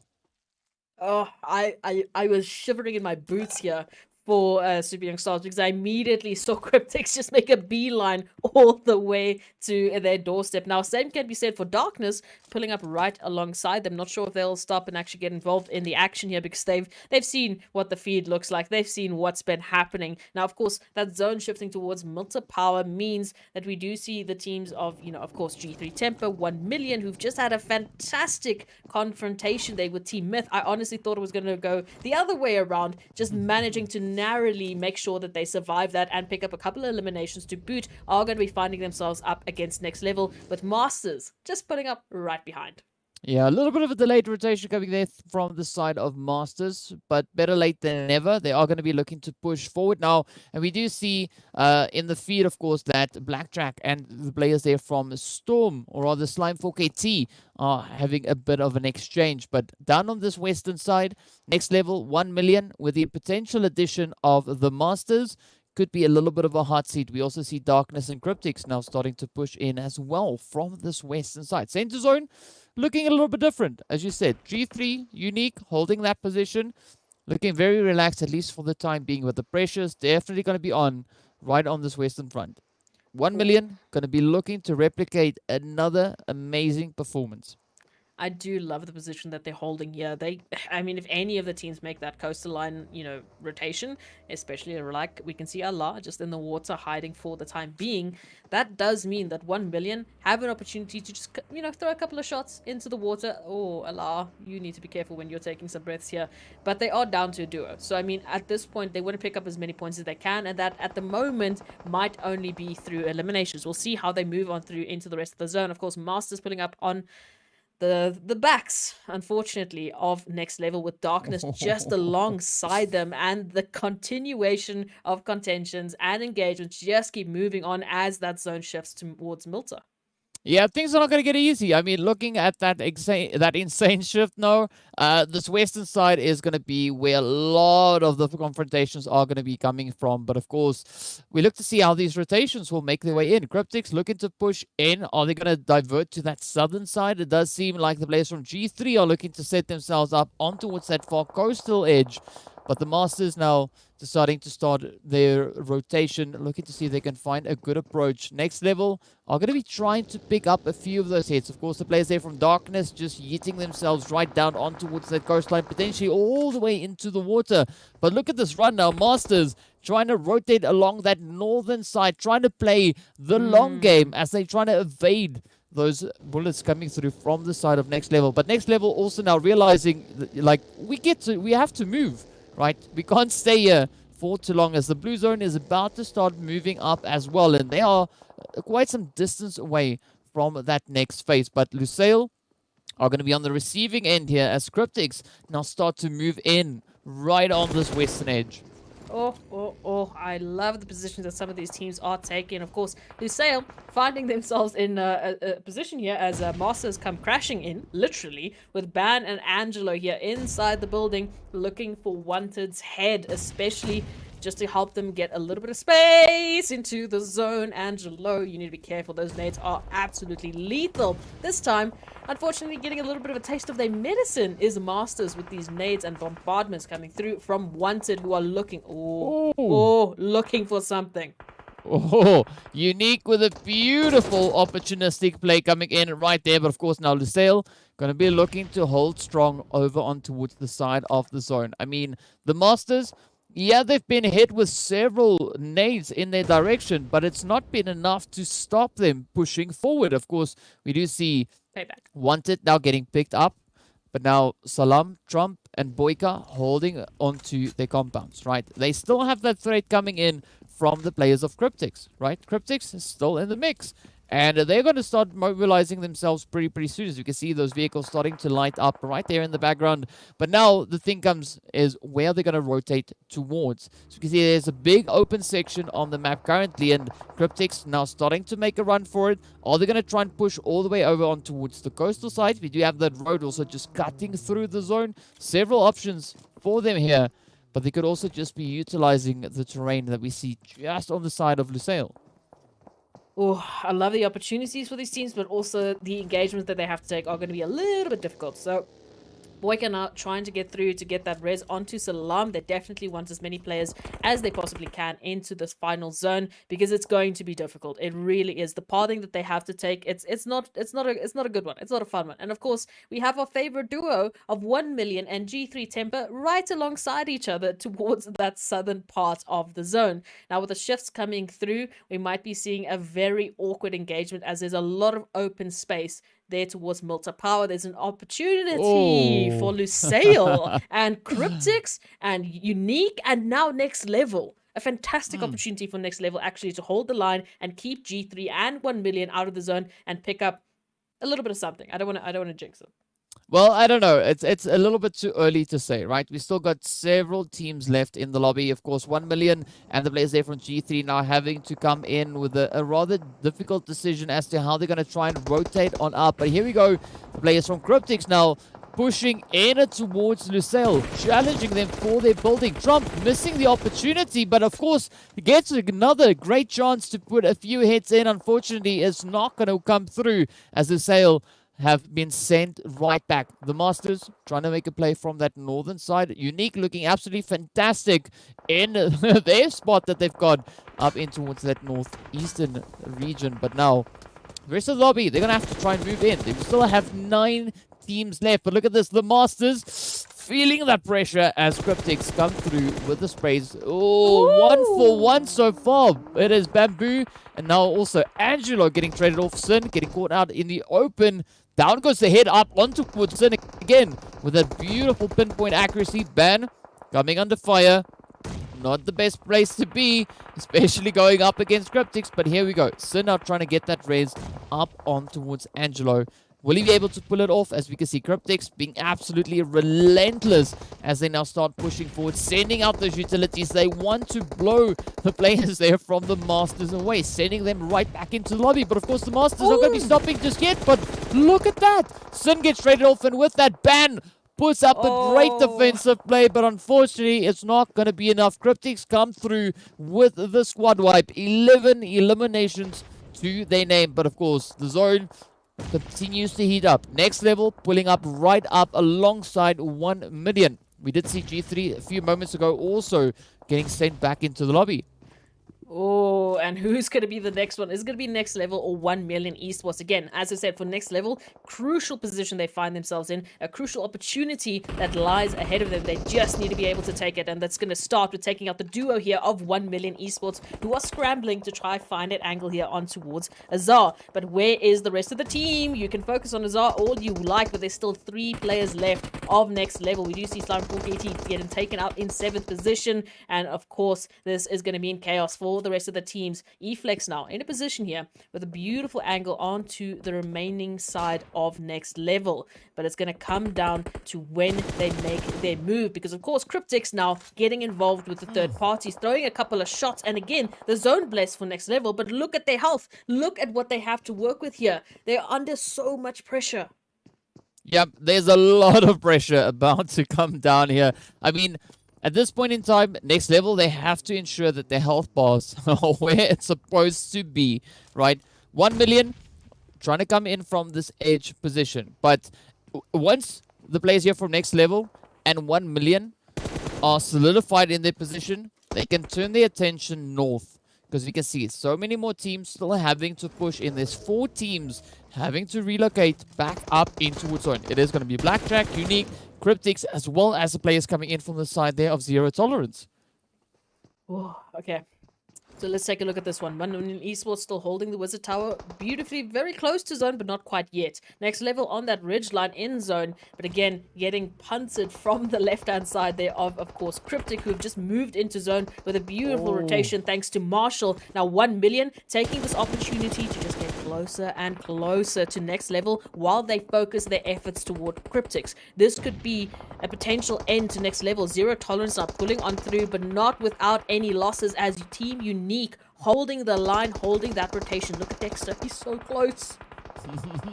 Oh, this is just absolute craziness. Next Level putting up some really, really strong defensive plays here. Even 1 million holding strong, but we did see the players here from Zero Tolerance have come rushing forward. Unique moving up right alongside them. It is going to be absolute chaotic as both these teams fight for control, and it is now down to Hates, who doesn't have any health left on that health bar. Unique picking up some much needed points there. Oh, absolutely fantastic to see. And with that, we now have 5 teams, right? Only 5 teams. Hates still alive, some way, somehow, managing to sneak his way up into the vehicle, sends out a cheeky nade, finds a little bit of damage. They have not cleared that vehicle. What? I mean, look at this. Hates. What is, like, this is crazy. Winky, oh, Winky, Winky, maybe. please. Oh my goodness, this could be such a devastating play coming in for Unique. My brain does not understand what the hell is happening here. Zero Tolerance is still in this. Winky, I thought saw Hates, but Hates has the next level vehicle play that we haven't seen up until this moment, hiding in the smoke, hiding in the vehicle and not being spotted. Team Unique think that the damage is coming from ahead of them. They think that someone else is applying the pressure. Meanwhile, Hates, with the absolute solo play of a lifetime. Winky, did we see Winky? Yes? No, okay. It's fine. We'll come back to that later. Let's turn our attention now to 1 million esports being taken out in 4th place. Zero Tolerance with Hates, of course, is still in this. Cryptics, next level, in a beautiful position. The most numbers we've seen in this top 4 for them, but they need to deal with Team Unique pulling up alongside them, getting that confirmation onto L1. Now Gaddafi next align, and they are getting punted left, right, and center by every single team trying to find an angle. Except Zero Tolerance, which is still just chilling in the car. Hates now only needs to try and move that vehicle forward, but next level not coming under pressure there as we see Cryptics picking up a few of those knocks. I mean, Hates just next level. That is like a 2,000 IQ play coming in there from Hates, sitting in the back seat. And of course, you know, that vehicle really just being so favorable. But now Winky coming under pressure. Oh, I mean, Winky came so close to spotting Hates. I mean, Hates was even hanging out the window, but Winky unfortunately did not see that, and that provided an absolutely fantastic opportunity now for Hates to step up and find that confirmation. 6 eliminations for the side there of Zero Tolerance. Look at this now. 2v2, v2, v1. That's all we've got. The final 4 teams. Unique trying to make their push in from that southern side. Of course, the zone shifting up in favor of Cryptics, as well as slightly onto the side of next level. But Hate's now going to try and blaze a way through. Unique right there alongside him. Both teams going to have to try whatever they can think of to get themselves secured into this next phase. Blue zone is going to start just inching them forward. Cryptics could have a line of sight on towards Hate Scope. Now going to try and come running in right behind him. Oh, spots him out. And oh, no. What? Down he goes. No. Hate's getting set ablaze, and unfortunately down he goes. Oh, but Scope getting traded off. It is now up to Sneak to try and hold on. But let's see. I mean, this can still swing either which way. Cryptics just utilizing the hard cover they have up in towards the north. The zone about to pop up once again. But look at this. Cryptics just hugging the edge of zone. Such a beautiful setup. A beautiful setup indeed, and maybe the only normal setup we've seen so far. Cryptics now coming in from that northern side, trying to apply the pressure onto Team Unique, who are down to 1 member remaining, and next level still in this one with Allah and Gaddafi, who are not looking to hold it, but look at this from Slyke. Oh, easy peasy lemon squeezy. Let's just take that beautiful spray and make sure Cryptics are sent back to the lobby. Next level, down to 1. Unique, down to 1 as well. Gaddafi versus Slyke. It's a new one-on-one that you haven't expected, that you haven't been seen up until this point. Gaddafi now pushing on forward to the line, looking for Slyke, and a beautiful line of sight here for Team Unique to potentially take that winner chicken dinner. It all comes down to the timing, of course. The cover is not complete. The hard cover, that car is going to blow up. Slyke has to make a move here, tries to pull up to the side, tries to find an angle onto Gaddafi, and here it is. I can't believe it. But next level coming through on the last map of Super Weekend to make a statement here, DK. Absolutely fantastic stuff. That is what we've been waiting for next level to step it up. I mean, that was almost a copy, a replica of what we saw coming through from Unique just yesterday, right? Sneaking that chicken dinner in right at the very end, and they just pushed so hard. But next level just one up them. They took it to the next level. They brought the chicken in, and that is one of the most deserving chicken dinners we've seen so far. We've been waiting for the players there from next level to step it up, take it to that extra bit further, and they did. They got it, they locked it in, and now we could see them taking quite a bit of a jump on that overall leaderboard. So absolutely fantastic stuff. You can't even write this, right? This is just so amazing to see. Look, I don't care what happened. I was going to say Zero Tolerance. They have an MVP, and that's going to be Hates, right? Hates, I hope you clip that, okay? Just somewhere, go post that, because that was ridiculous coming through. And a beautiful play from a lot of the teams. I really like what Next Level are doing. We said it. there was an opportunity. The zone came through. Then they were zone placed again. Then they still had to make that fight against 1 million. They made that confirmation eventually come through. They were getting pressured from Cryptics. They were getting pressured from Team Unique. But they still made it work. And they just survived up until the end. I mean, with a sliver of HP, but they made it work. Yeah, absolutely fantastic stuff. But of course, we do have a few of those highlights on the way once again, just to get a few glimpses of the insane PUBG we saw coming in on this final match. But of course, that was our final play, right? The last match on the last day of the very first Super Weekend. So now we got to see where these teams have gone to. But of course, before we get into any of those, we first have to make our way through those highlights, just to remind the viewers of the beauty we had unfolding on this battlefield. Absolutely fantastic stuff. But, this makes me so excited is because, I mean, we had the league play absolutely on fire, and it just went up exponentially to the nth level, coming right here in towards the Super Weekend. I mean, day 1 on fire, day 2 even more insane, and then we get into the final day, which is just in a completely different universe of itself. So, well, before we get too far into that, here are some of the highlights. Enjoy them.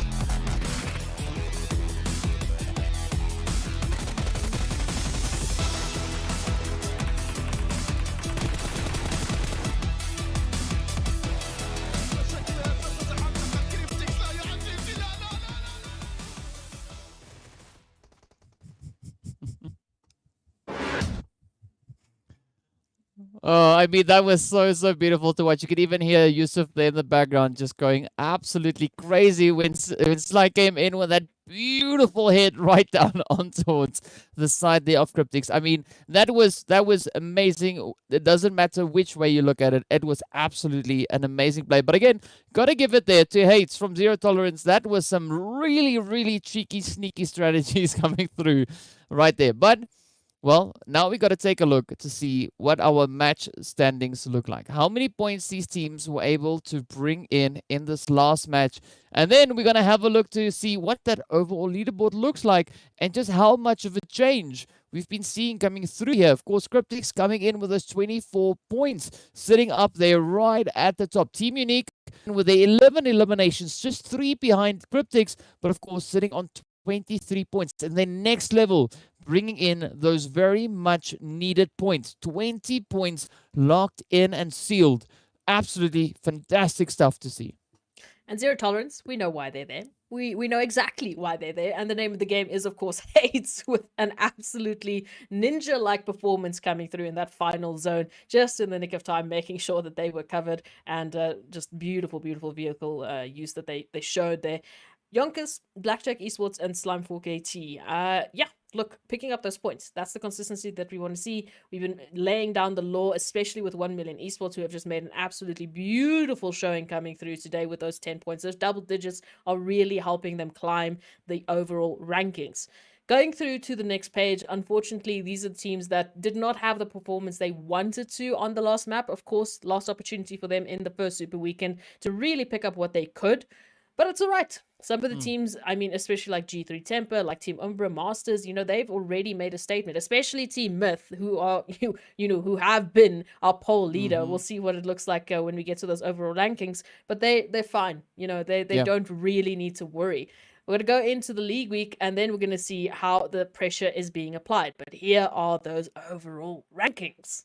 Yep, absolutely fantastic stuff to see, of course. Myth up in pole position still, no change, 198 points. But of course, Cryptics, now really applying the pressure. I mean, they came in a little bit earlier today, sitting on 159 points, but now look at where they are, 183, making an absolutely beautiful jump coming in, after this past match. So this is what we love to see. Teams continuing to push on forward. Of course, G3 Temper still up in that third place. Unique, harder on their heels. But now as we move over on towards that second page, this is where we see things looking up and up.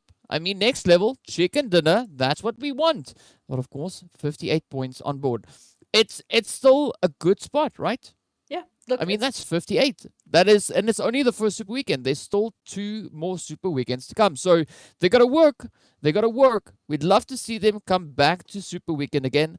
But now, making their way up into the second week of league play, it's going to be hard work. A lot of grinding for teams to secure those slots to move into that next Super Weekend once again. Yeah, and next level can ride the momentum of getting that extra $500 in their bags for their overall winnings. Either way, whichever way you look at it, next level just making a beautiful, beautiful end to the first Super Weekend. So, first 16 teams, they've had the opportunity to pick up some points. Obviously, we don't know who's going to be coming through the next Super Weekend, and that's going to be determined by the league play that's coming through on Tuesday and Wednesday. I do think for many of the teams that, obviously, the 4 teams that didn't play, they're going to be doing a quite a big change to what they're going to be bringing in next week. And the teams that did play but find themselves on that second page, you can bet that they're going to be putting their absolute best foot forward to try come back for the next Super Weekend as soon as they possibly can. Yeah, I'm expecting quite a few changes to come through in the league play. Of course, we know league play is not anywhere close to what we see coming through in Super Weekend, but already looking at the Super Weekend, the teams have really set quite a high bar, right? The performances just popping off the charts, and that is what we love to have. But I mean, coming into this next league play, as you said, Tuesday and Wednesday, that is where the teams, particularly the teams sitting at the lower end of the current leaderboard for the Super Weekend, they're going to have to work their butts off to ensure that they can come back to the next Super Weekend to push those points even further. But it's going to be quite exciting because Mad Knight, Intruder Africa, SWAT 69, as well as Virtual Gaming will also now have an opportunity to join us in that second Super Weekend. Who will be the teams to make it through? We don't know just yet. So, I mean, I'm excited to see what this next week of league play is going to be holding and who those teams will be. But I do think once we get into the next one over on Tuesday, it's gonna be a hard one, right? Things are just gonna keep on pushing and evolving and getting even more exciting as we make our way through all these things. But on that, we want to give a big thank you to everyone for tuning in, for joining us in the absolute insane action we had through this Super Weekend. Of course, much love going out to all the teams. You guys are absolutely fantastic. Just some beautiful performance coming in there. I mean, we saw things that we never thought we would see. Right here is, I mean, that was just insane. But of course, with that, thank you so much to everyone for joining in. Thank you to Ez as also for the Super Weekend. It was a lot of fun. A big thank you going out to the production team. You guys are absolute legends. But with that, we look forward to see you guys back on our first day of the second week of league play over on Tuesday. So be sure not to miss it. See you all again later. Stay safe.